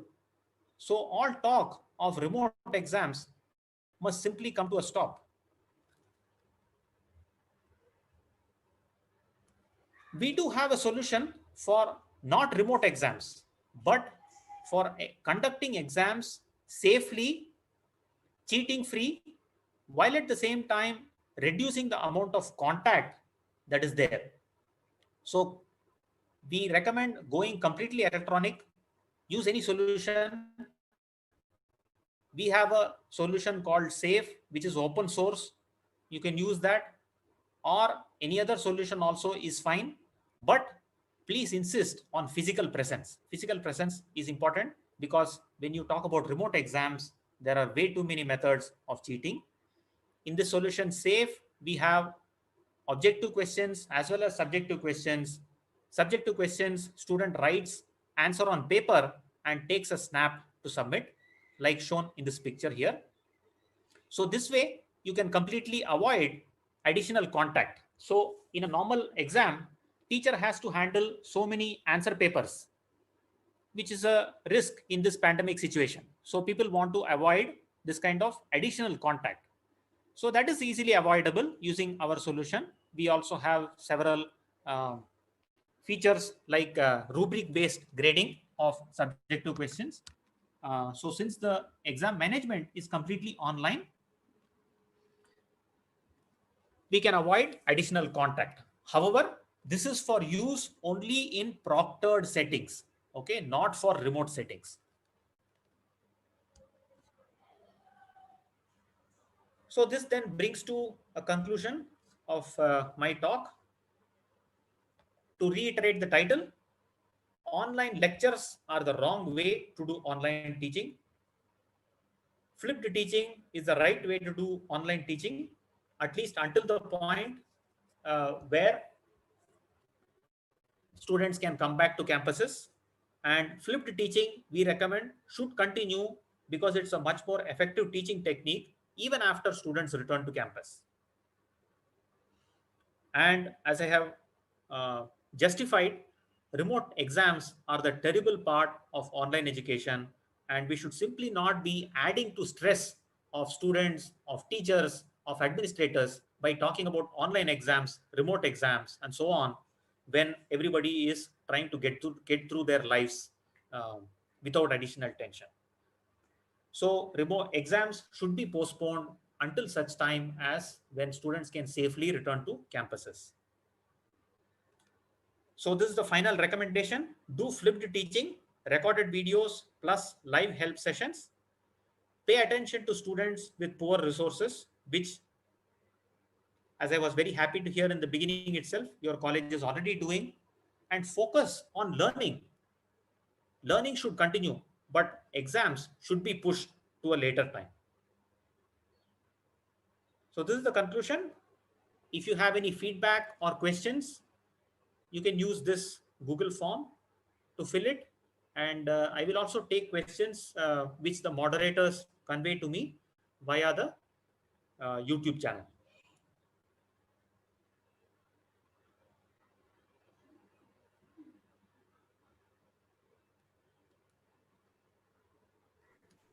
Thank you so much, sir.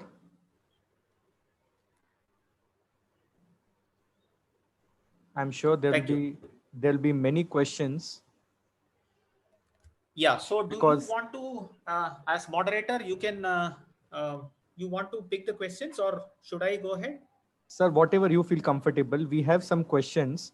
Only there is a paucity of time limit. Time limit is there, so we might be able to engage only for 5 minutes on the question answer. Yes, definitely. I have asked for your name and contact in case you want me to get back to you in person in the form I have floated. So feel free to use that. I will do my best to get back to you. I would request the moderators to please ask the questions, and I will try to answer within the remaining time. Okay, fine, sir. So first of all, thank you so much for this interactive session. It's a clear an example of leading by an example how an online lecture can be taken. Many a times for a teacher, feedback is very important when the lectures are being taken, and this was an exceptionally fantastic way of giving a lot of motivation to the teachers that taking online lectures is very much possible, and you can actually engage your students. So thank you really, sir. And definitely assessment is one of the other thing which it's before the session starts, the assessment is always there in the head, and people keep on talking about, okay, we are going to teach, but how we are going to assess. So assessment no doubt is important, but as correctly mentioned or rightly mentioned by you, currently let's focus only on the teaching, what we are supposed to and what we can teach, and assessment can take a little bit of backstand. So, sir, there are some questions, and I'll just take quickly some of them. The first question is with respect to flipped classroom, and Karun Sodha is a person asking, some students may not view the recorded video in a flipped classroom. What about them? How should we able to understand, and how will we come to know that these students are not viewing the recorded sessions? Over to you, sir. Thank you. Excellent question. We faced this problem when we first started with flipped teaching 4 years back. We actually conduct a quiz in the classroom. Every class of mine in the last 4 years has begun with a 5-minute quiz. So this ensures that the students come prepared by watching the video. Okay. Okay. So even here, for example, even in remote settings, it is possible to ask some questions. Please don't attach additional weightage to that, or even if you attach weightage, then you should attach very small weightage, because there will still be students with network problems and so on. True. So that is one way to sort of check as to how many people have actually watched the video. Okay. One more thing is, if you go through the Bodhi site, you will see that the videos themselves are interactive. Right. So as you are watching the video, questions will pop up, and the system will track as to how many students have answered which questions. Students themselves will know. Right. So this is another way in which we can track whether students are watching the Right. videos. Yeah, sir. Some of us have done the Bodhi tree initial module where the in quiz and the out quiz was there, and we really know that how the grades are being taken care of and how we are being monitored, whether we are attending the lectures or not. So definitely, that's a nice way of keeping track. Yes. So once again, I will stress here that it is only for learning. It is not for evaluation. Right. Right. Yeah. We have the second question. Which is the best free recording software? Now, this I'm stressing upon right now because many teachers might want to know of recording their lectures and all. So, if you can just tell them some ways, some softwares. There are many free, very good ones. Please go through the online teaching course on Bodhi Tree to learn. If you just want me to tell a single word, I use a software called Voco Screen in Linux. It is simple to use. There is also Open Broadcasting System, OBS, which is there for Linux, Windows, as well as Mac. Okay. For more options, you can always look at the Bodhi Tree course. Okay, thank you. Sir, how do we ensure that all students in the class respond to questions within 1 to 2 minutes, which you just did? It is like right now we are having many participants, and definitely you waited for around 50 questions responses to come. But if you would like to have a majority of them giving then it takes time, and there's a lag. So how can we ensure that? Yeah, so this is again, see, it is possible in a physical classroom. It is possible. Okay, so for example, in my 5-minute quiz, I give them in a physical classroom, I give them evaluation grade for that, and it is exactly 5 minutes. So everybody has to complete. So that is easy in a physical classroom. There are many limitations in online classrooms. One is the example which you just brought up, which is you cannot know what, I don't know whether some students are facing some problems. But it is just for feedback. Student also gets an opportunity to, check his understanding or her understanding. So viewed from the feedback learning perspective, it is useful. Okay, but it cannot carry everybody along. Yes. Sir, two more quick questions. Sir, as a science teacher, how can I conduct practical exams or practical sessions on an online mode? Virtual labs are there, but again, we don't have ways by which we can monitor whether the student is actually going through that process. My response to this would be, please don't think of exams at all. You can record videos, or there may be pre-recorded videos available on YouTube for your subject. Please go through some, for every good video, there will be 10 bad videos. Your role as a teacher then becomes identifying which is a good video. So do that and give it to your students. Focus on the learning. So of course, there will be limitation. As long as physical presence is not there, there will be a lot of limitations. Practical labs will certainly face limitations. Okay, so wait until at least a few months. Hopefully situation will improve. Keep the learning process going until that time, but don't think of exams until then. Right. Correctly said, sir. Let the learning process be on when the classrooms are off limit for us. Sir, last question I will take. Well, there are so many questions and they have been moderated, but even there are many moderated questions also. So I have to really choose some questions. Yeah. So conducting your opinion regarding, again, it's an exam based question. So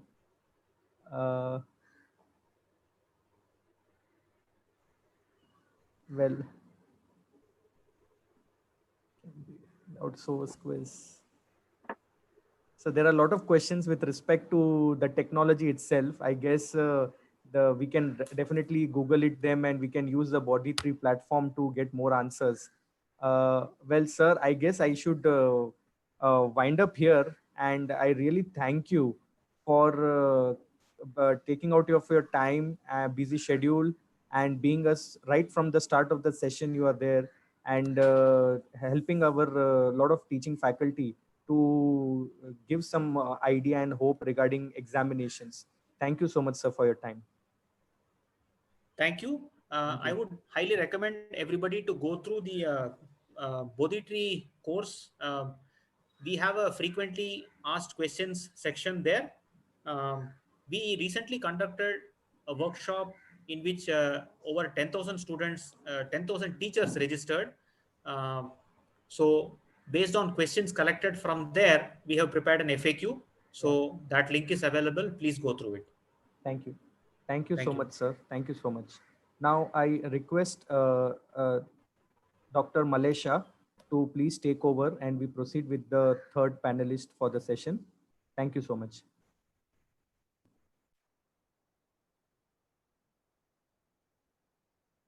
Good evening, ladies and gentlemen.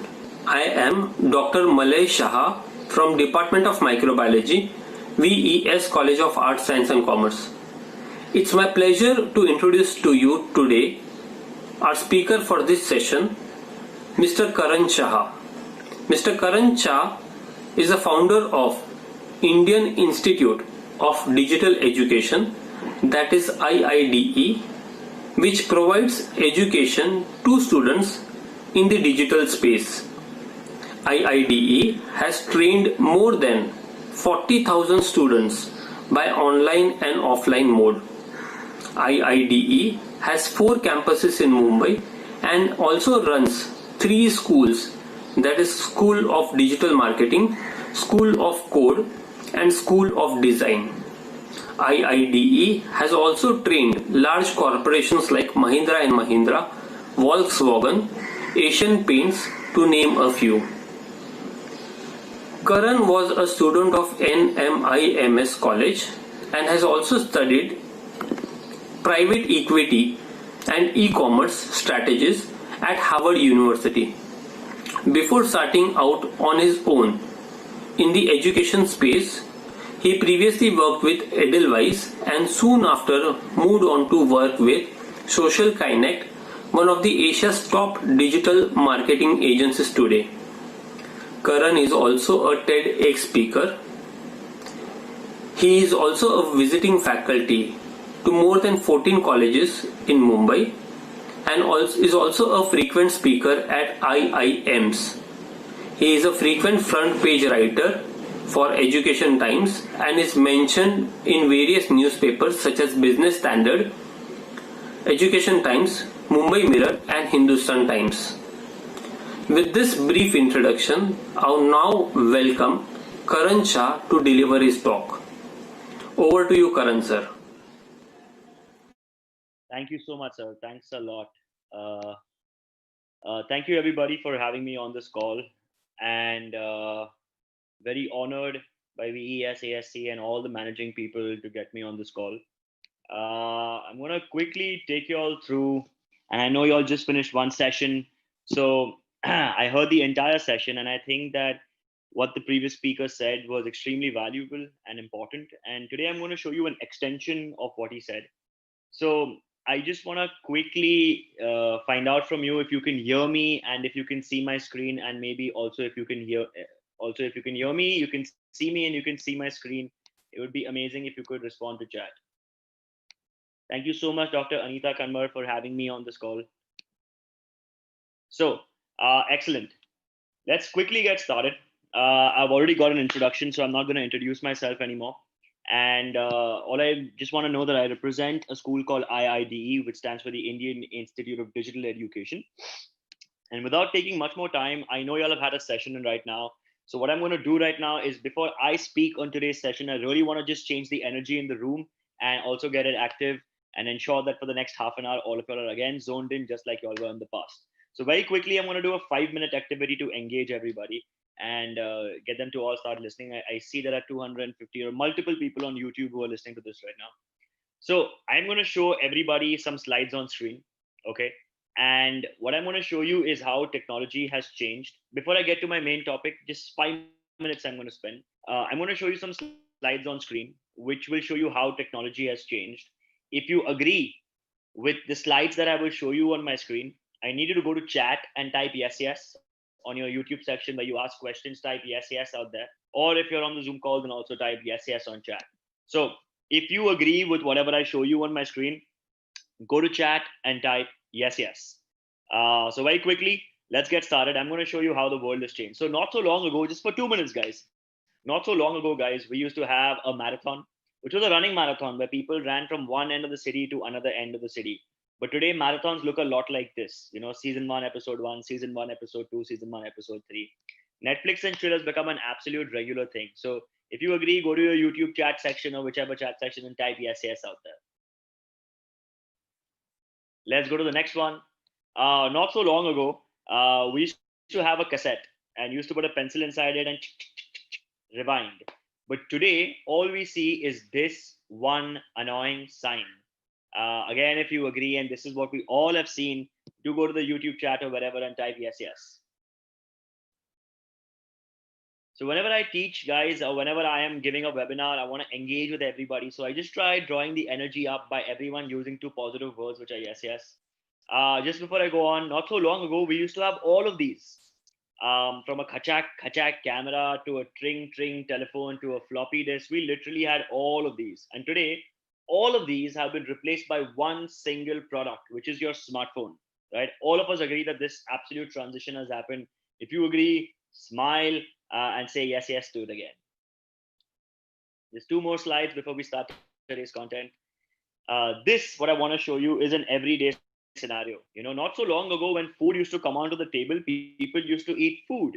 Today, I've realized when good-looking food comes onto the table, the first thing that students, all our students, all you teachers out here, I believe all our students, when good-looking food comes onto the table, they first will remove their phone. If they're in a good restaurant, they will take a photo of that food and then upload it online or do something like that. So this is where the world is absolutely moving. And this is one of my last ones, which is the most important. All our students today look like this, right? So not so long ago, all our students, I'm not talking about teachers, but all our students today look like this. They go to the bathroom and 5 minutes becomes 15 minutes of them because they're actually on their smartphones in the bathroom. So if you agree, say yes, yes, because I think that everyone between 16 and 25, they're all behaving like this. So just moving on, what I want to say is that, and today, because we have COVID, all of us are learning via YouTube, via webinars on their smartphones or wherever it is. But we never thought that so many webinars would be happening, right? So this is where we all are. If you all agree, I'm going to continue and just tell you a simple small fact before I go on. I was reading news18.com where it said that Indian students are spending 6 hours a day on the internet every day. If you think that's true or false, please go to chat and type true or false. You know, at the same article when I was reading, in the bottom of the article, it said that during COVID, digital consumption has moved to 12 hours a day, which means laptop screens, phone screens, iPad screens, computer screens, television screens. Digital consumption has moved to 12 hours a day. If you think your students are in this situation in life where they're spending 12 hours a day, please go to chat and type true or false.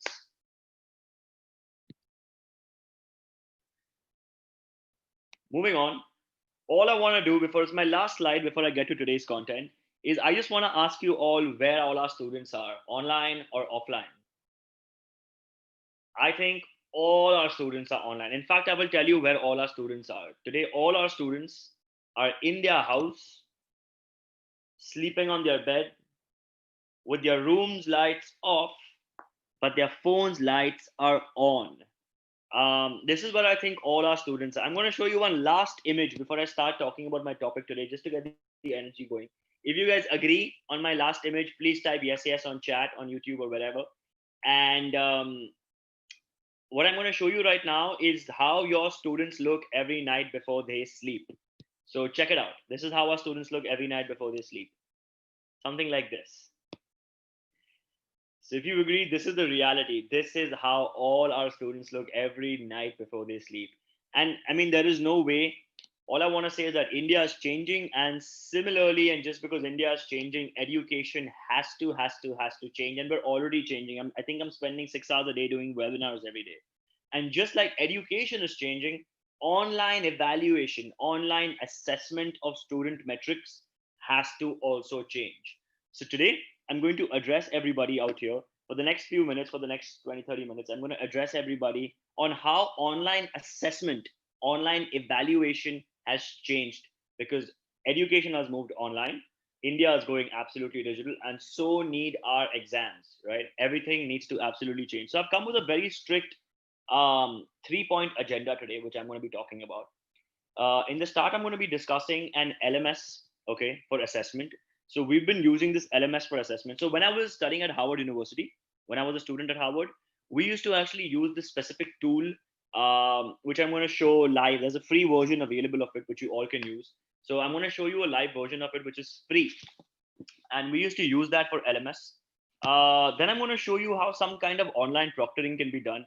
I think the education industry due to COVID has got a huge change where now in the future, we might not need to have teachers as invigilators in our classroom. I think that's a redundant job, and that should be done by AI, cameras, and things like that. We shouldn't be having teachers in the classroom doing any format of invigilation. And in the last, since a lot of you teachers might be doing, since a lot of you teachers might be teaching online, or might be doing guest sessions online, might be doing free webinars online. If you really want to figure out how to give out automatic certificates to all the people who attend, I've got a great free tool which can help you deliver automated certificates to all your participants, and I will show you that live today. So let's get quickly started. I'm going to move on for my first topic for the day, which is an LMS for assessment. So before I go on, I just want to tell you all that there are multiple different tools available for LMSs. Okay. There is a Google Classroom, which is popularly used these days. There's Canvas, there is Schoolology, there is LearnDash, there is Moodle, there is Blackboard, there is Edomodo. There are so many different tools out there. It's unbelievable, and in fact, I think this education tools market is just growing exponentially, at least as of now. But out of all these tools, because I've been in the digital education space specifically for the last 9 years, one of the most one of the best tools, which I think is free of cost or the lowest in terms of cost, and still has every ability out there in comparison. And it's easy for a teacher to use and easy for a student to use, I think, is this tool called Canvas. Now, I'm not sure what kind of tools you guys are using. You might be using Google Classroom, you might be using something else, or Moodle, you know. But I am a strong recommender of this free tool, Canvas, and I genuinely think that there are a few things in it which are unique and can really help in terms of assessment. So let me just quickly show you a quick few screenshots on how Canvas looks. After that, I'm happy to do a 10-minute live on it. So let's quickly go ahead. I just want to show you that on Canvas today, you can set up all your classrooms. So you can see I have all my different classrooms. Each class is a different color. For us, they're differently coded: SDM, Andheri, SDM, Feb. So depends on which batch. They're all having different batches. I can access any batch and I can see all the students in it. So I can see the group of the student and I can see names under it. So I can see body, craft, salon, and then there are 3 names under it. Similarly, Chumbak, and then there are 3 names under it. So I can typically see these kind of things. I can also upload all my study material on it. So all my files, folders, everything I can absolutely upload onto this, which I want my students to be reading off. And here's where the fun part comes. You can give out all your assignments also out here. Okay. Your assignments can be long form. And when students submit these assignments, they will come to you something like this. So you can see that this is an assignment. It's actually a PowerPoint presentation submitted by a student. And I can give the marks immediately out here, right here. And I can even give comments right here. So I really like this tool and I will show you a live version of it. Or you can make MCQs like these. So you can have question 1, question 2, and you can have MCQs and you can have the answers change continuously. So some of these features are available on Google Classroom, but I still think that this is very nice. And I'm going to show you how and why I'm going to take it live. So bear with me for a few minutes and I'm going to take this tool live. I have it opened out here. So technically what you guys are supposed to do is you're supposed to create a small classroom on this thing called Canvas, and just go to Google and type Canvas instructor. So you go to Google, you type Canvas instructor, you click on the first link out here. Once you click on that link, you will come to a page which looks, which will be a sign up page or a sign in page. You create a free ID and you create a free classroom, and then you will come to your dashboard. Your dashboard will look like this, just that your dashboard will be absolutely empty because there will be no courses on it. But you can see out here, I have a few published courses. By the way, this is not the tool I use. I have built my absolute own tool. But as a free tool, I would love to show this to you guys today. So you can see all my classes out here. But what I'm going to do is I'm going to create a new classroom for you guys. So very quickly, I've logged into my tool, create a free ID. All of y'all can just create a free ID. And then you can click on something out here called Start a New Course. So I'm going to click on Start a New Course right now. I'm going to call this V.E.S. ASC FTP, for example. And I'm going to keep this a private course. And now I'm going to click on Create Course. And I'm going to straight get to assignments. So what's extremely cool out here is I'm going to publish this course. Before I publish, I'm going to quickly make a quiz in this course. Okay, so I'm going to make a quiz in this course right now. And now I'm going to click on plus quiz. Now, what I really like about this are a few features which I will show you right now. So I'm going to call this quiz V.E.S. ASC FTP quiz. And I'm going to say this quiz is your midterm examination. It is for 20 marks. All answers, all questions are for 1 mark. All questions are for 1 mark, and time limit is 5 minutes. Okay, so I've given my instructions out here. Very simply, I've given my instructions. Now I'm going to tell this thing that, hey, this is a graded quiz. If I want to just give a practice quiz, I can call it practice, but I can call this graded quiz. So it can basically answer all my questions on this. It can basically grade all the students on the spot and add it to their final mark sheet. Now, what I can also do is I can click on shuffle answers. So some students might see it as A, B, C, D, and some students might see it as B, D, C, A. So I'm going to click on shuffle answers. Now, here's what I really like. You can put a time limit and you can say the time limit is only 2 minutes. For example, I'm just giving an example. If you want, you can allow multiple attempts, or because it's a quiz, you cannot. Let students see their quiz responses. Incorrect questions will be marked in the student feedback. Yes. Let students see the correct answers. Yes. Show one question at a time. Yes. Okay. If you want them to not go back to the question, so you can lock questions after answering if you wish to. And that's about it. I'm just gonna, these are the settings. Okay. I made all the settings, and now I'm gonna click on something called questions. And now I can make my own questions out here. So I'm gonna make a quick question. I'm gonna call this question 1. I'm gonna keep it true or false.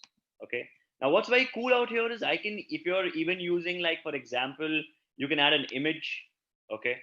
You can jolly well add an image. You can add a video. You can even add a table, you know, and you can ask a proper question if you have a mathematical question. Now what's really cool is you can also insert a math equation out here.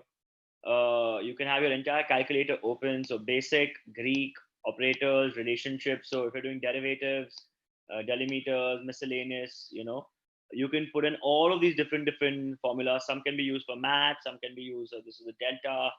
You can create lots of different advanced equations if you like.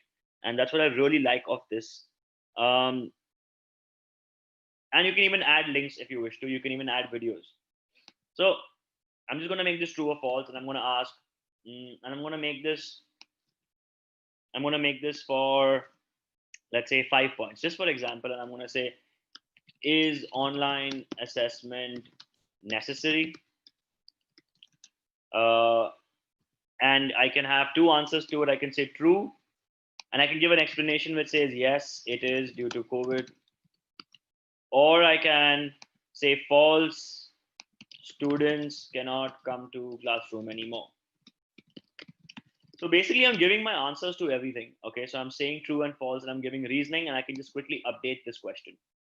So the question's created, and like this, you can keep adding multiple different questions. If you want to add a subjective question, you can add a subjective question. You can say question 2. So you have a lot of types. You can choose multiple choice, true or false, fill in the blanks, multiple answers, multiple drop downs, matching, numerical answer, formula question, essay question. So you can even ask an essay question, and that could be, give in brief the importance of online assessment. And you can see that there is, and now that's the question, and you can ensure that this is now, instead of 1 point, you can say that this question is worth, 5 points. So these are all the different types of questions that you can have, and you can just click on save and publish. Now, once your students are into the system, so you can see my quiz is absolutely updated. Very simple. You can invite all your students onto this. So there are lots of different features. Okay, you can upload your files onto this. You can do a lot more. What's really cool is, let me just show you a student view in this. Okay, let me just very quickly show you a student view in this. What is moderate this quiz? Okay, so what you can do out here is I can go to settings. And I can click on student view. So now when you click on student view, okay, when you click on student view right now, I can go to quizzes, and now I'm watching this entire course as a student. Okay, and I can now click on this quiz. I just want to show you guys. I can click on this quiz. Okay, and I'm going to click on take this quiz. You can see points, question, time limit, and I can click once. And once you have submitted, you will not be able to change it later. So I can go and I'm going to take this quiz right now.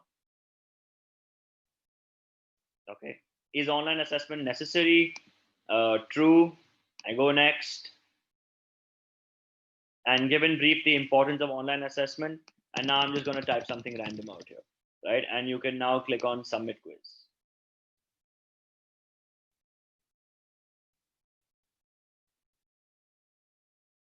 Okay, so you can see I've already scored 5 out of 10 because I got this answer correct. What I forgot to show you was the time limit. There was a 1 minute timer. I'm sorry, I don't know if any one of you all saw the timer, but there was a timer going on. And you can see that this is not yet graded. So the teacher can now grade this question. So I'm going to click on leave student view. I'm going to now click on leave student view. There was a timer. I'm so sorry. I'm not sure if the timer was on. Let's just quickly try. Yeah, well, I don't think we can go back to the test now. But there was a timer, 2-minute timer, and the quiz would shut. So I'm going to quickly just leave student view. And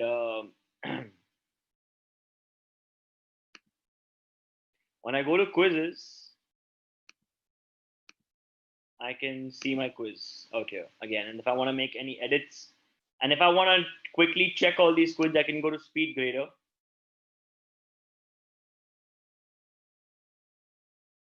And I can assess everybody's answers. So I clicked on Speed Grader. I can see test student. I can see the first question is online assessment necessary, true. And question 2, given brief the importance of online edu assessment. And I can see the answer I've typed. Now I can put in comments out here saying this answer is incorrect. 5 points. So I want to give this person only 2. I want to give this person only 2 points, and I will add comments, retake test, and I can submit. So it's very simple. I'm going to show you the same thing now, just in an existing classroom. I'm going to show you how this works in an existing classroom. So I'm just going to quickly go to dashboard.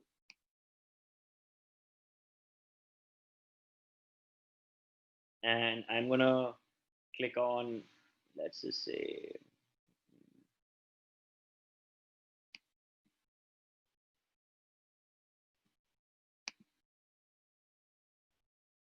just hold on, everybody.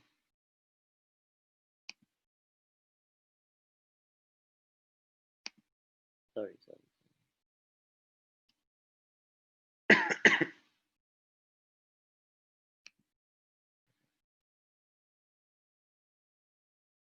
Now I'm just logged into some other class of mine, which is IIT SDM Andheri Feb 19, and I'm going to quickly go to assignments. And you can see a lot of assignments out here. I'm going to click on any one of the assignments. This is my old students. And now you can see this button on the right, which is called Speed Grader, which I really like. So I'm going to show you how it looks. So I'm going to go into Speed Grader. And now what's excellent is just look at how easy it becomes for you.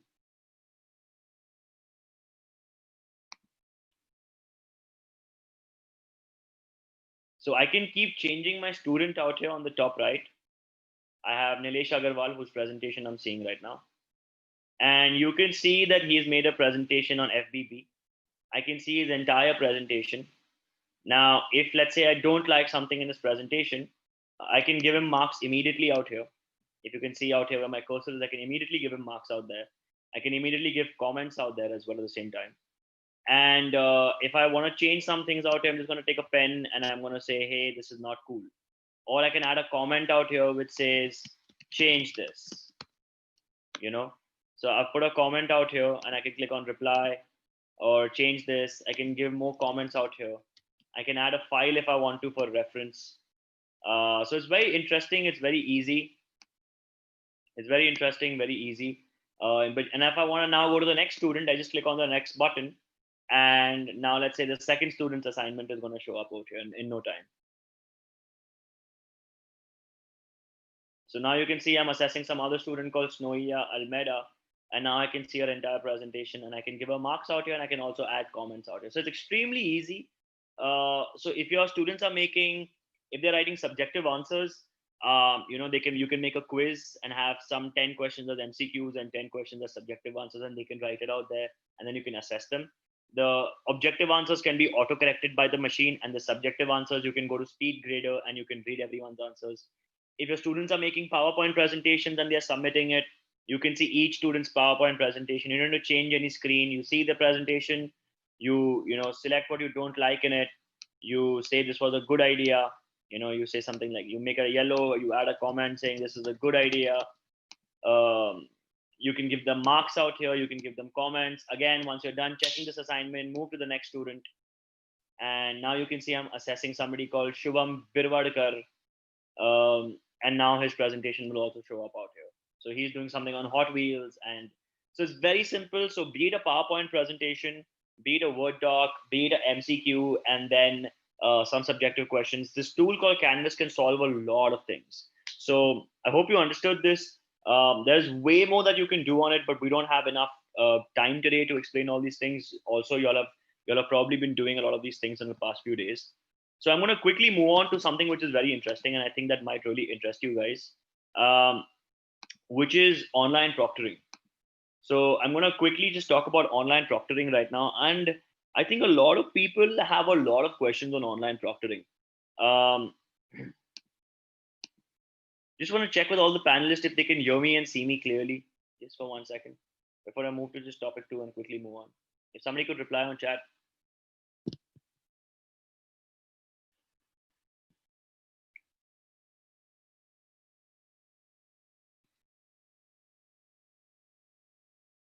So I'm going to talk about a little bit about online proctoring. And here are a few things which I think all teachers think about every day. One is, I think all teachers are scared if students are going to give their test online, will they be checking answers from another window? You know, will they be asking their friends on chat or WhatsApp? Someone's asked, can we take polls using Canvas?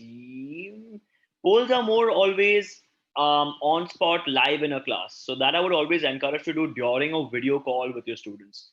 But a poll is merely a quiz, so which is why you can host a quiz and you can treat it like a poll.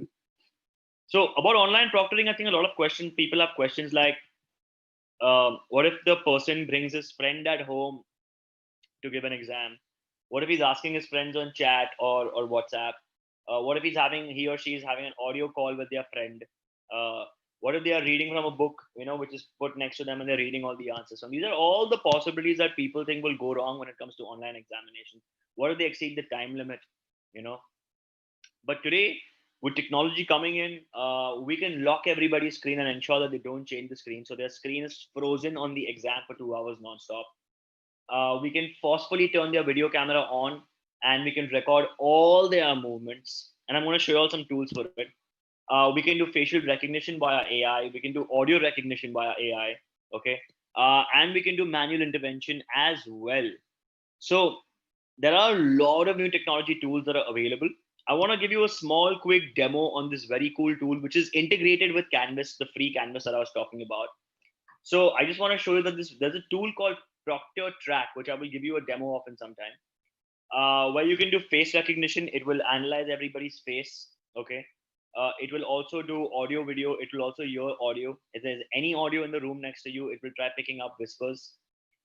It will also see all the screens you tried going to before, after, during the exam. So it will tell you spent 57 minutes on Zoom, 11 minutes on LinkedIn, 9 minutes on Hangouts by Google. If you want, you can go ahead and check all their screenshots. So there are tools which allow you for during the exam period, you can check all the screenshots of the student, what they were doing during that time. So you can see I have all automated screenshots of my students. And now I want to quickly take you through a short video. So be with me for the next few seconds and this will be cool. Let's try.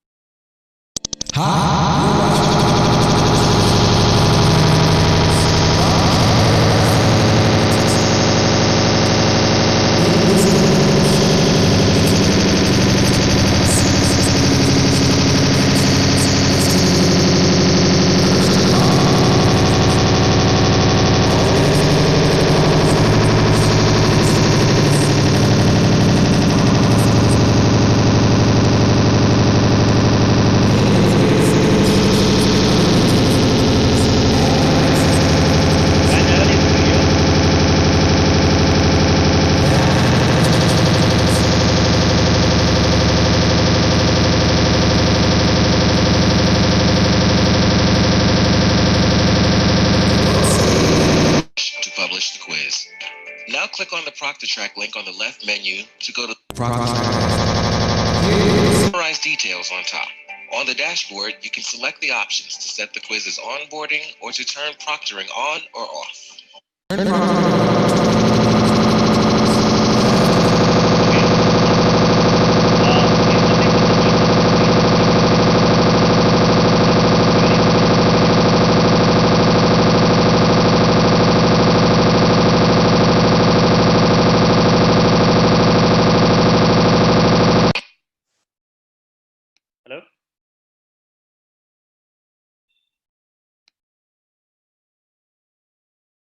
Can somebody help me?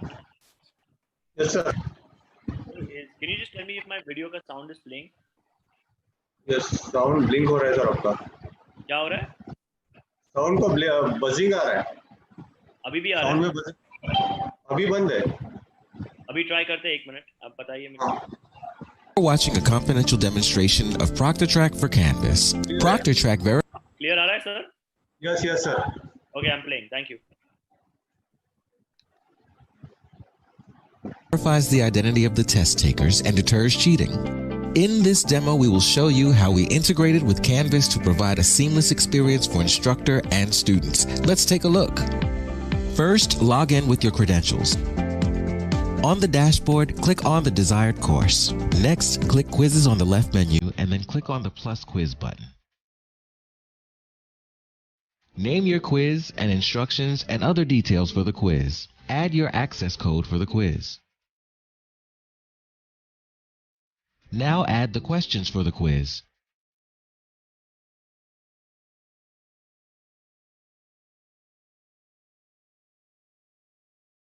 Click on Save and Publish to publish the quiz.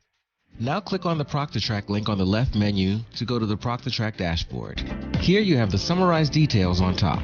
On the dashboard, you can select the options to set the quiz's onboarding or to turn proctoring on or off. Turn proctoring on to enable the proctoring for the quiz. Now, after going back to the dashboard, you have the option to set the configurations for the test. You also have the option to set unique configurations for each quiz. Now we will see the student flow and how to take an exam with Proctoring. Log into your Canvas account with your student credentials and select the desired course.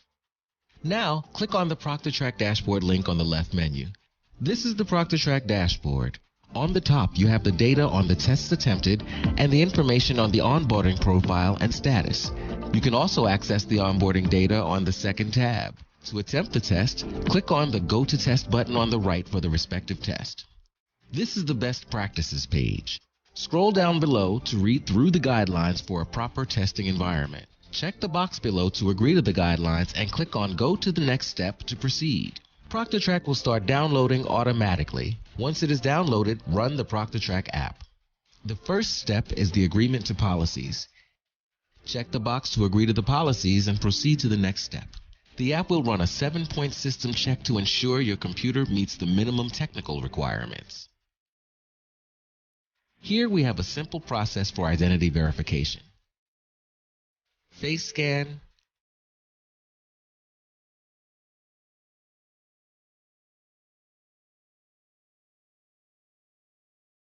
ID scan,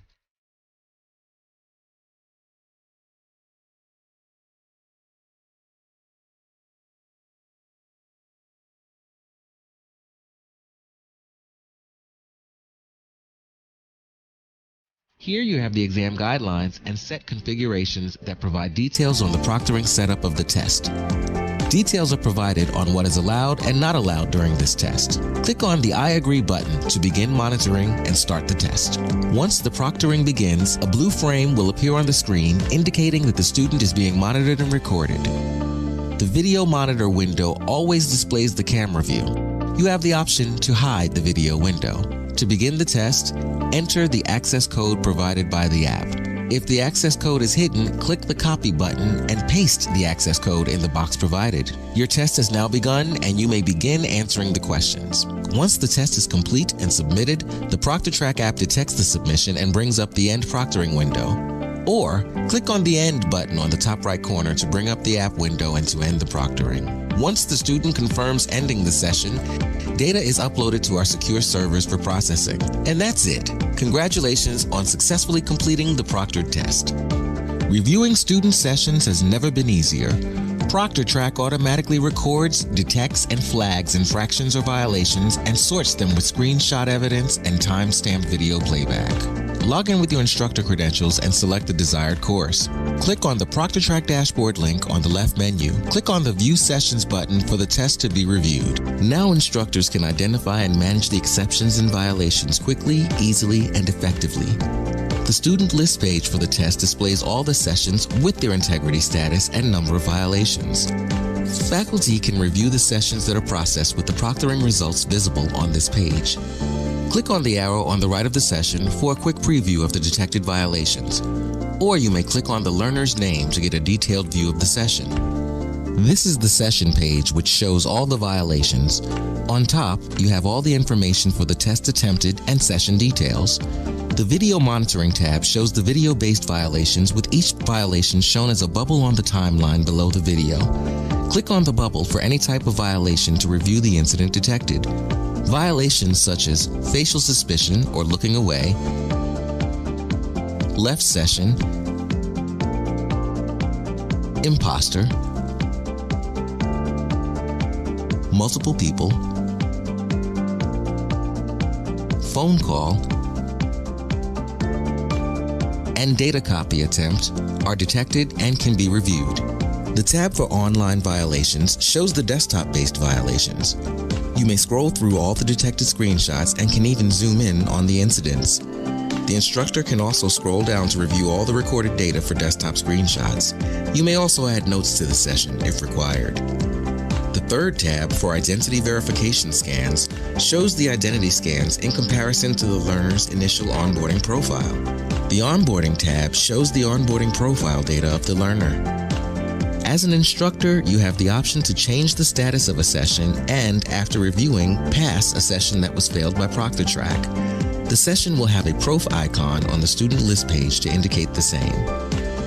Instructions and tutorial are available at each step of the way, as well as 24/7 chat, email, and phone support.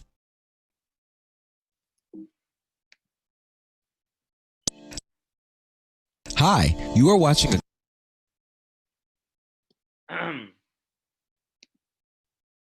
Hello? Awesome. I hope you guys like this video. It's pretty revolutionary. It's pretty, it's different. And I just genuinely feel that, such technology has to come into play now. And there is no way out. Just give me 1 second, everybody. Just hold on for 1 second.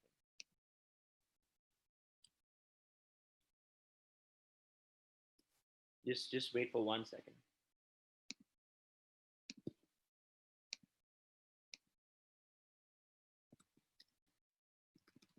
I'm just going to set up my computer for the next.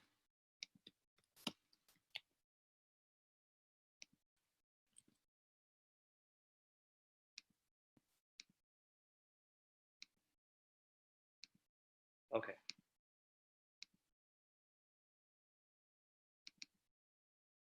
Awesome. So what we just did right now is we checked out and we went through this entire thing called online proctoring. And this technology is available. It will cost you roughly. So I would say that your internal exams, which are your midterm exams, you should conduct via quiz and something like Canvas, what I showed you. And that can be for 40 marks, 50 marks or whatever. And your term end exams, which happens twice a year, once during semester 1 and once during semester 2. That you can do via something called ProctorTrack. It will track everything in the room and very low chance of student cheating. Of course, it does not support students who do not have a computer or a laptop. They can't be doing something like this. But otherwise, to a majority of students, this can thoroughly work. And this can be thoroughly used for students. It costs as low as $150 per exam per student, or 100 rupees per exam per student. So for example, if you have 1,000, if you have 1,000 students taking the exam, it's going to cost you ₹1,00,000. But you can do bulk deals, and over a year, if you have 2,000 students, you can spend ₹2,00,000 on it, and you can do a bulk deal with them. But my idea over here is that it really relieves a lot of teachers, everyone's salaries put together, for a particular day. And technology is here, and I'm sure that the more we use it, the cheaper it's going to get, because technology always gets cheaper in time. But there are cheaper options available, which I'm not aware about, but this tool is verified and I think it really works well. So it was just something that I wanted to show you, that such technology is available and you can make max use of it. Coming to the last topic. So what I showed you in the first half was how can you assess MCQs, MCQs plus subjective questions. You can shuffle the answers. Then what I showed you in the second half was online proctoring, which means if they're giving those subjective answers from their own house, from their own laptop, from their own internet connection, they can, be on Canvas, and then they can do online proctoring like this, and you can ensure that you catch hold of the students who are potentially cheating, and basically reduce your risk on reduce students who are cheating in this way. Now, the last thing that I want to show you guys today, which I think a lot of teachers have appreciated in the past when I have taught, is something called Certificate Automator. So at IID, every time we invite a visiting faculty to teach, and we want all the students to come, a lot of time teachers say, hey, you're going to get your certificate on this, and a lot of students show up. So we thought, why not actually give these certificates and make it easily available? Students love getting certificates. So there's a very simple tool which I would like to show you guys, and that tool is called something called, I'll show you one second. The tool is called something called Certify M. I don't know if you've been using this tool, but it's called Certify, Certify, Certify M. And here you can make instant automatic certificates for all your students, integrating something as simple as a Google form. If you also want to make a quiz and you want to give passing percentage to your students on the quiz, you got 40 marks, you got 50%, you got 30%, you got 80%. You can also make something like that, and instantly an auto certificate can be generated. It's again absolutely free of cost. All you need to have is a Gmail ID to make it work. So again, I am just trying to show all free tools, easily available tools to help you really simplify your life. So I just want to show you all very quickly how to make certificates. I'm pretty much sure that all of you all know how to make a Google form. So I've opened up a small Google form out here. Okay, you can see it's an absolute fresh form. There's nothing happening out here. Now, once you open this Google form of yours, all you got to do is click on the more button out here. Sorry, click on the settings. No, click on the more button out here. And once you click on the more button, what I need you guys to do is I need you guys to click on something called add-ons. Okay, so you click on add-ons in the Google form before you start making the Google form. And all you need to do is check the G Suite marketplace and just type Certify M, if you can see out here. So you can click on something called Certify M. And I've already installed it, but otherwise all you got to do is click on install. It takes less than 30 seconds to install. And once it's installed, it comes on your laptop. You won't even understand that it's already on your laptop, but it only works with Google Forms very specifically. Once you've installed it, okay, just once you've installed it, you will get something like this. As I will show you what you will get. So I'm going to open a new blank form again.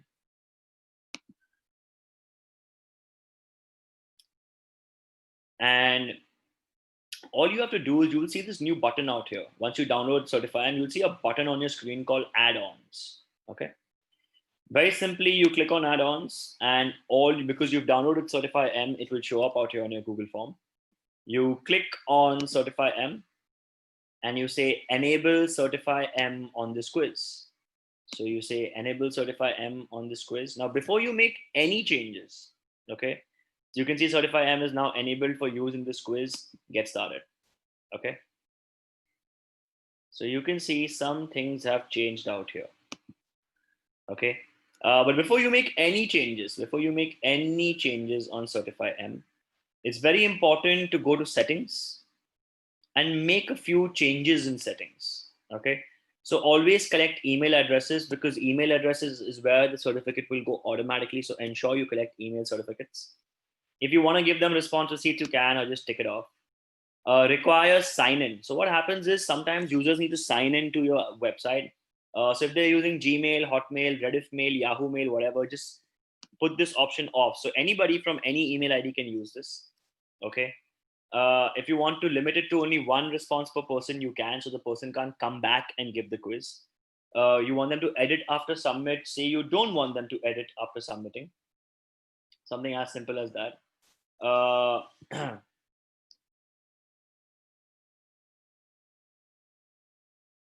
So if you want them to edit, you can ask them to, if you want them to submit. After that, you got to click on presentation. If you want to show them progress bar, if you want to shuffle the question order, let's assume that you're giving a test to your students and you want to issue them a small certificate. You can click on something called shuffle question order. or show link to submit under the response. You don't want to do that, put it off.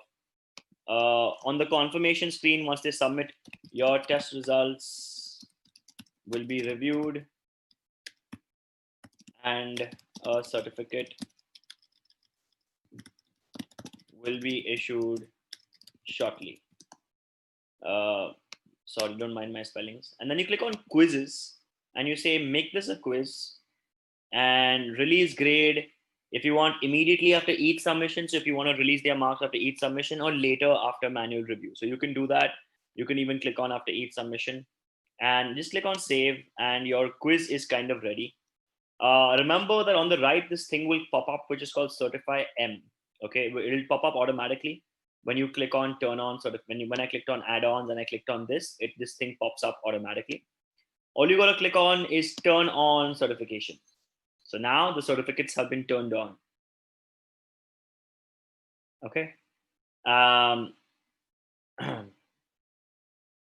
You can change the passing to whatever you want. So if you're going to put questions in this, which I will show to you right now. So very simply, I'm going to change the exam name. I'm going to call this, you can use this as a feedback form and you can also use this as a testing form. Both the pieces can be thoroughly used out here. Okay. So I'm going to call this V.E.S. ASC's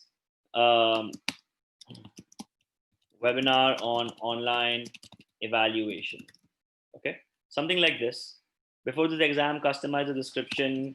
This webinar, this will allow you to automate your certificates. Very simple information. Now it has to collect email IDs of every person because that's where the certificate will be automatically sent. Then you can ask basic questions that you want. Full name. You can ask full name. You can delete if you can ask. You can ask anything. Is online assessment the need of the hour? And you can make this a multiple choice when you can say option 1 is yes and option 2 is no. And you can say this is a required question. What color is the sky? Yellow, green, blue, red, anything. You can ask any question. Now what's interesting out here is that let's say if you put 10 questions and if you say passing is 80%, the student will need to get 8 questions out of 10 questions correct. Okay.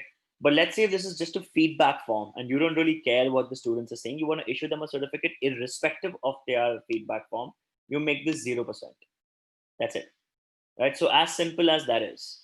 So now it's a feedback form. So if it's going to be a test, you can give a passing percentage and this will calculate automatically. If you don't wish to, you want to make it a feedback form, just say passing is 0%. Now they have a few templates already. Okay, so you can just click on preview all and use some of their existing templates. Okay, to create a new template is very complicated and that would take me at least 1-2 more hours to explain. But right now I'm just going to give you a simple templates. So you can choose any of these templates that you like and all the description inside will change automatically. So to me, honestly, this looks like my brand color, blue, white, and gray. So I'm going to use this. It's called trophy. So I'm going to just quickly go back to the form and I'm going to choose template and I'm going to say that I want to do trophy. So you can all see that I already have trophy out here. I can send up to 1,500 certificates per day. If you're a regular Gmail user, you can send up to 100 or 50 or 100 certificates per day. But if you're a G Suite user, if you are paying $100 a month for using Google email ID, which comes with a lot of benefits like improving your Google Cloud storage or anything like that, you can send up to 1,500 emails certificates per day. Otherwise, you can send up to 100 or 150 certificates per day. You can also click on advanced and you can say, so the message is already here. You can call this name of sender, test result, IID or feedback. You can say anything, but I'm going to just name it Karan Shah, IID, subject of email, your certificate is ready. And content, please download the printable certificate for your LinkedIn. Okay, just for example, and send us a PDF or an image, send us a PDF if you like, and just click on something called Save Changes. Okay, so now what the email will say is also specifically decided out here. And very simply, I have created the certificate. If you want to ask questions, you can ask questions. If you want to take their name down, if you want to take their number down, just keep making more forms, making more questions on the Google form. You can say, hey, give me your number. Or you can ask another question. How was the test? Anything that you like. Okay. And once the student fills this in, based on the passing percentage, yes or no, or whatsoever, instantly after they fill this in, they will get the certificate. So if you want to see, I am going to show you a quick certificate right now. So link to exam. I'm just going to show you a quick automated certificate.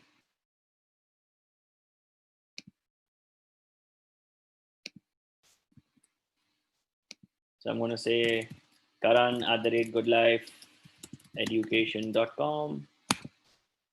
Full name, Karan Shah. I'm just going to give you one example. Is yes. How was the test? Great. Color of the sky, blue. Submit. View accuracy if you want them to see the accuracy. Right, so it's pretty much done. And let me show you.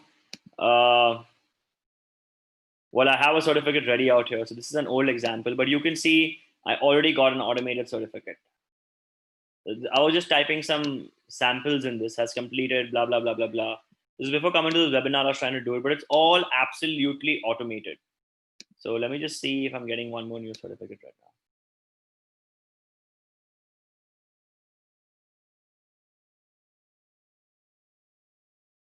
So it takes like 5 to 10 minutes of time.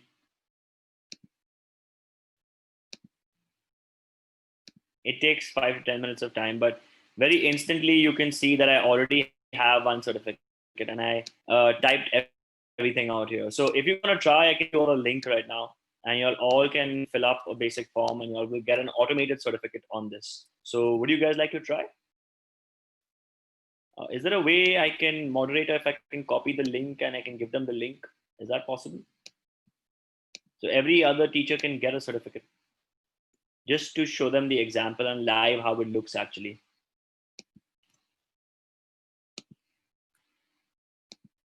So I'm just gonna leave the link out here in chat and maybe the moderator can pick it up. So you can just send the feedback forms link to your students or in the chat or wherever. So I've made this form. I'm just gonna click on Command C and Control C, and I'm gonna put this on chat very quickly. Hold on.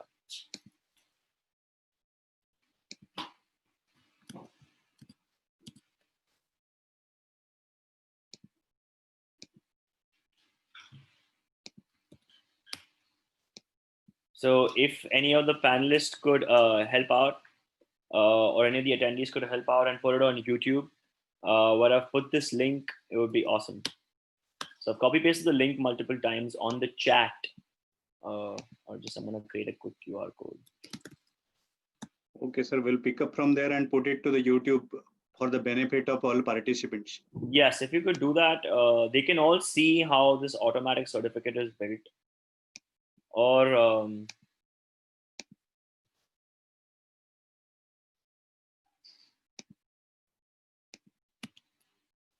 you can also send your students a QR code. You know, they all these days have QR codes. So if you are looking and you want to try, you can just quickly scan this QR code if you want right now.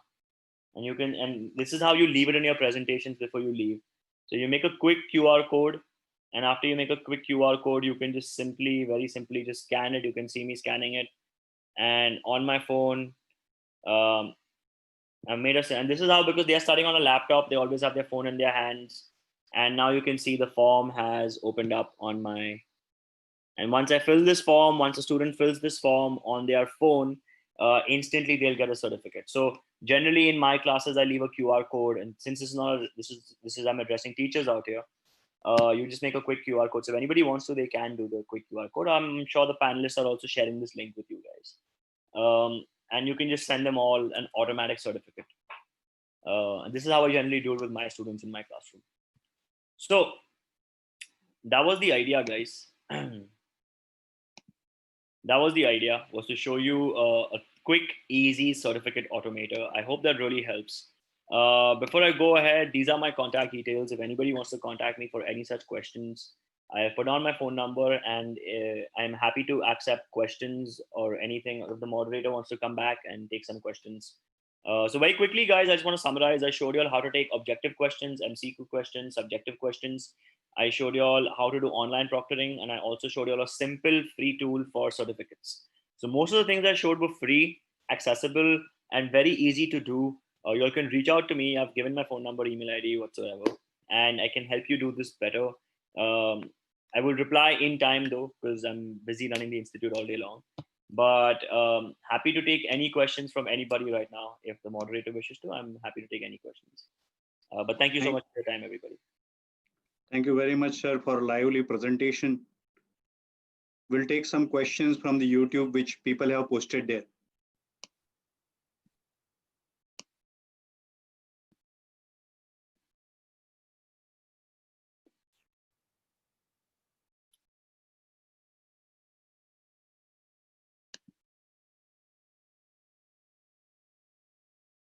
Yes, sir. So some questions. This is a question asked from Dr. Madhvi. She is saying, how do you compare Canvas with other LMS like Google Classroom, Moodle, etc.? So I think, Madhvi ma'am, Canvas is much better. Google Classroom is very limited. You can't do great subjective assessments. You can't schedule classes. You can't ask math questions. You can't ask chemistry questions. You can't take attendances. Like on Canvas, for example, I'm going to show you this live. You can simply, well, I'm not sure if you can see my screen. Oh, the host has stopped sharing my screen. I'm going to share my screen again, sir. Yes, sir, sure. And you can go to, so I'm going to go to a classroom, ma'am. And I'm going to quickly click on, let's say, attendance. Okay. So Google Classroom has Canvas has a lot of benefits. I can go to attendance, and you will shortly see that I can see all my students on it. So just wait for a second. So all my students are already here, which are in the class. And at one click, I can say mark all present. And then I can say, okay, Nilesh was absent, Janvi Bhalla was absent, and Afsan Sheikh was absent. So you can absolutely manage assessment. You can have quizzes. You can have long assignments. You can create groups. So if I click on people out here, these are things that you can't do on Google Classroom. If I click on people, and if you see, I have different terms, term 1, term 2, term 3. If I click on term 1, you can see all the groups, and they're all auto-created. So they don't need any other human being on it. So you can see Asian Paints, Nilaya, something like that. There are 3 students out here. Baskin Robbins, 3 students. You can auto-create groups. You can invite visiting faculty. You can have the Proctor track integration out here. So overall, if you also see grades, all your grades will get automatically calculated for your students. So whatever grades you've given now, just see this chart and you will understand how easy you can print your final mark sheet now. So all my students, these are their names. These are all their all the topics that they studied, competitive, website, blah, blah, blah. Whoever is in red have actually submitted the file later than due date. So the due date was 1 o'clock on a Friday. They have submitted it beyond 1 o'clock on a Friday. And very quickly at the end of this, you can just download one Excel and you can make their final mark sheet. So it has a lot of different elements. But today I was here to only talk about online assessments. So I'm happy to take next question, sir. Thank you, sir, for elaborate response to that questions. Prajakta and Madhvi is asking, can you use online proctoring of exams for a large number of students, say for a university exam with more than 1 lakh students? Well, you can, but my recommendation is that since it's a new technology, I would recommend you to run a small test on a small set of people and increase the testing size in the start. So ensure it fits your systems. You will find bugs. Every technology, you will always find bugs. No technology is 100%, be it Google itself, be it your own phone, an Apple iPhone or anything. They all have bugs. So it will take you 1 or 2 months to ensure that it's all right. So my first recommendation is there are tools available in the market.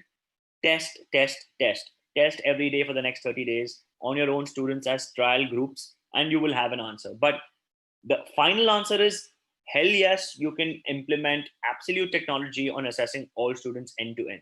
There will be a day, it's not lesser than 3 to 4 years, where everything is going to switch to online assessment from your own house. So, yeah. Next question is associated with that only. Proctoring, is it possible with mobile phones, and any free software available for proctoring? So as of now, there is no free software available for online proctoring. Proctoring is an expensive affair because it uses a lot of AWS cloud servers. It has a lot of technology which is coded in. So there is no free software as such. And even if they are, they aren't very complete. So it's a premium place, and which is why you should invest in online proctoring. You know, it saves your time, and to me, time is money. So I wouldn't recommend using a free tool for something as what do you call something as very something so important as proctoring. I wouldn't use a free tool for it. It has to be a paid tool. So any other questions, sir? Is it ethical to intrude into the privacy of student when the student's device are being hacked, being checked? Well, those 2 hours of the student, they are giving an exam, so those 2 hours are yours. So first of all, they're not allowed to do anything else besides give the exam. So if they are doing anything else besides give the exams, they are unethical. All we have done is created filters to not allow them to be unethical, which is why I think it's absolutely ethical. And at some places, technology will take over like this. So I don't think it's important about privacy, because you're just taking their screen only for those limited 2 hours, you know, which is when they're actually supposed to give an exam. So I don't find it unethical. There is question from Anamika. Can the marks and the comments given to students be open for re-evaluation if requested later by the student? Can you repeat that question, sir? Can the marks and comments given to students be open for re-evaluation if requested later by students? Well, why not? Of course, you can go to any tool and you can reevaluate this. All they got to click a button is reevaluate, and you can totally go and reevaluate these. You can, if you want, if you don't think it's correct, you can go on a Zoom call or with a Google Hangout call, and then you can ask the students one-on-one. You know, you can make changes, and I see no problem here at all.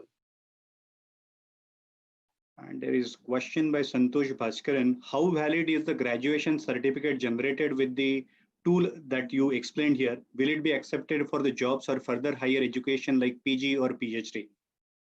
So you can absolutely change the creative of this certification.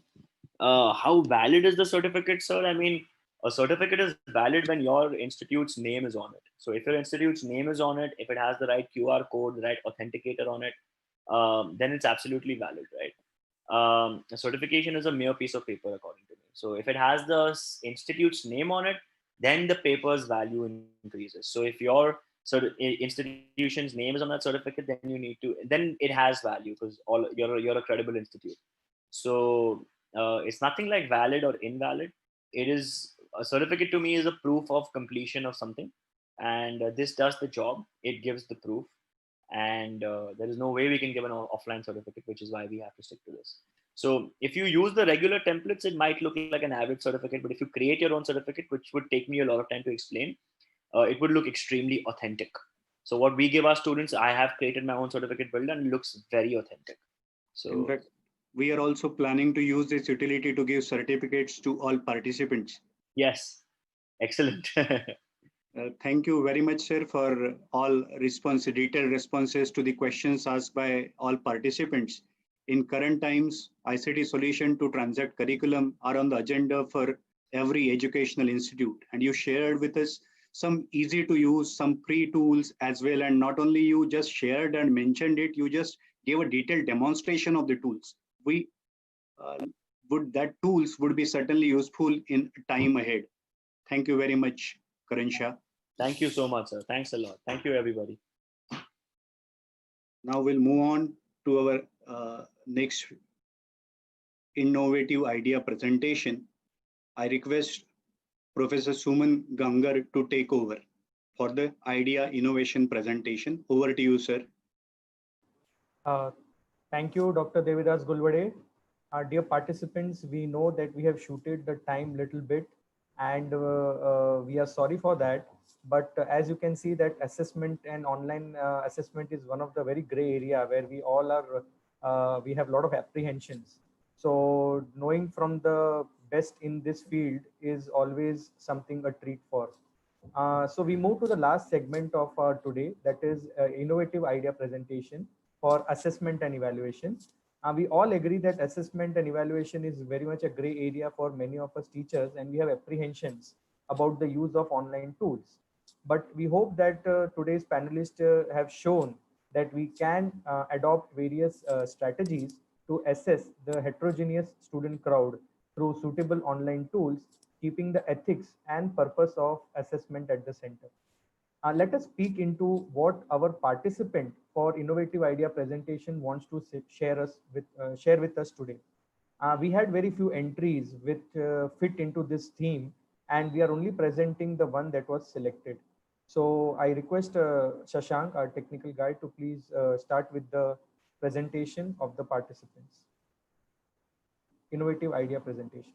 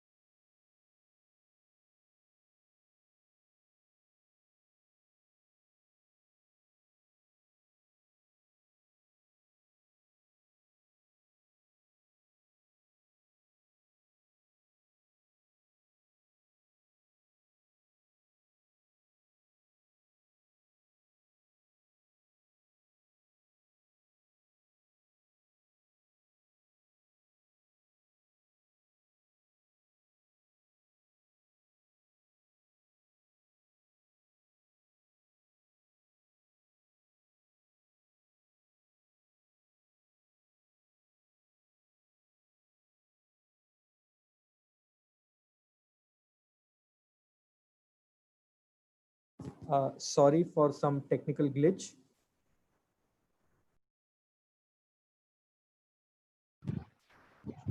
दो minute दीजिए.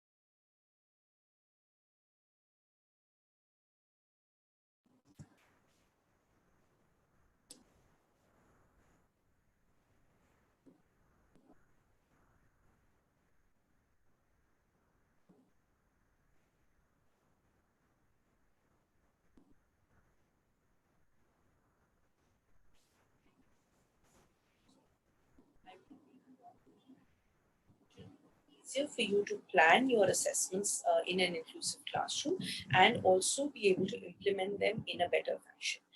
I wish to start with establishing what our common understanding of inclusion is and how do we operationalize that in the classroom. So erstwhile we used to think that inclusion is about serving children with disabilities in a mainstream classroom, but today we really understand it as welcoming with open arms all forms of diversity in the classroom. And therefore the easiest way of understanding this concept is to understand the difference between equality and equity. If you were to look at this picture and look at the apples as the learning outcome that you wish to achieve in the classroom, you would be able to very simply understand that inclusion is about the right hand side of the picture, where you are providing different solutions depending on the needs of the child. Now, it's not only about the testing part or say the teaching part of the class that you're looking at finding equitable solutions. It's also about the assessment part of the class, where you are trying to ensure that it's not about everyone giving a paper pencil assessment. You are trying to ensure that all children that are there in your class have an equitable opportunity of showcasing what they've learned in class. So I'm going to take a simple example of you giving an essay as an assessment, and therefore if you insist that everyone submits a 2-3 page written essay to you about say a given topic, their last summer vacation holiday or something like that, it would be unfair for a child with dyslexia or dysgraphia who struggles with reading and writing on a regular basis. And your alternatives in this case would therefore be to offer that the child is able to give you an audio recording or is able to give you a typed assignment. You're still testing whether the child is able to ideate, whether the child is able to put down their thoughts in a logical flow or not. However, you are removing the barrier of the child having to do a written assignment. If you were to not give that option, possibly the child would not attempt an assignment like this. Which brings me to the acronym that I was talking about, SMART, which is an easy word to remember. But in this case, S stands for starting off with a needs analysis. You must know the components of your class, the diversity that exists in your class that you're catering to, and then accordingly plan your assessments. Now, when you're planning your assessments or you're making that plan, which is your M, you have to keep in mind the universal design principles, which talk about accepting diversity and therefore coming up with plans or coming up with structures which ensure that all children in your class are well catered to. So if you give a paper pencil test, you're possibly only catering to 70 or 80% of your class. There would be that 10, 15, 20% which is going to struggle with that paper pencil test. Are there other forms of assessing? Are there other structures, other formats that you can think of which ensure that all children in the classroom are equally accepted and have an opportunity to perform in that test? Which brings me to A, where you're talking about specifically providing access to children with special needs in the classroom. So say you have a child with visual impairment in the classroom.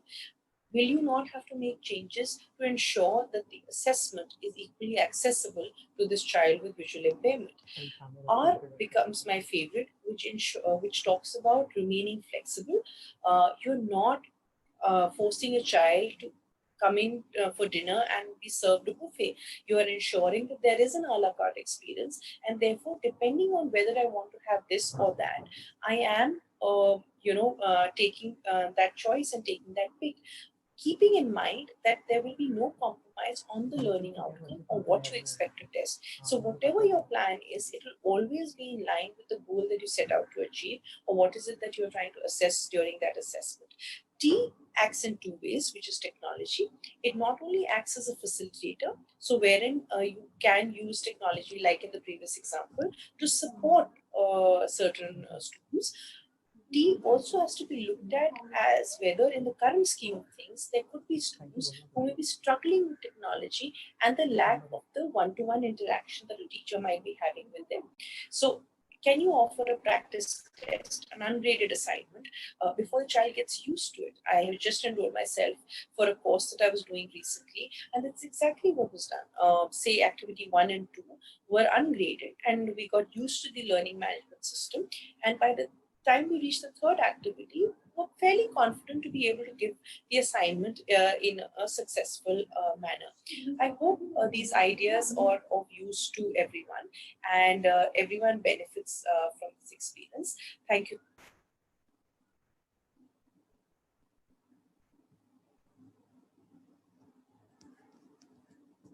Thank you so much. Sir, am I audible? There was a technical problem, so I don't know whether. Yes, sir, you're audible. Great, great, great. Just,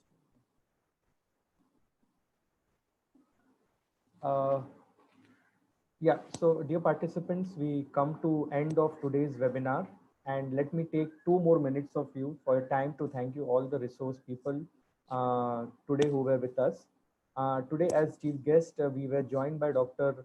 Vinod Patil, Director Board of Examination and Evaluation, University of Mumbai, who acquainted us with all the challenges that we all have to tackle with respect to online examination from university staff and student point of view, and also how university is looking into solutions. Our first panelist was Dr. Jayashree Shinde, Director of Teaching Learning Center and faculty at the Department of Educational Technology, Srimati Nathibai Damodar Thakursi, SNDT, Women's University. Madam, we thank you for enlightening the participants about the various ICT-based assessment tools that can enable a continuous comprehensive evaluation. We will surely try to use this in our internal assessments. Then we had Dr. Baskaran Raman, Professor, Department of Computer Science and Engineering at the Indian Institute of Technology, Bombay. Sir, thank you for your interactive presentation and the important do's and don'ts of online teaching and explanation on how assessment can be taken online. We had the energetic Mr. Karan Shah, founder of Indian Institute of Digital Education today with us, who gave a very lucid preview into the plethora of tools available for us to assess the students online and how we can explore them, suiting the needs of the students and staff. Finally, I thank all of you, for all the participants, for being present with us on our webinars V.E.S YouTube channel. A small note, feedback for today's session will be posted in the Telegram group for the webinar, and the link for the same will be open only till 10 p.m. today. The theme for tomorrow, the last day of our webinar, is administrative and management issues. We will be live from 2:40 p.m. onwards with you. Signing off for today. Thank you so much. Take care.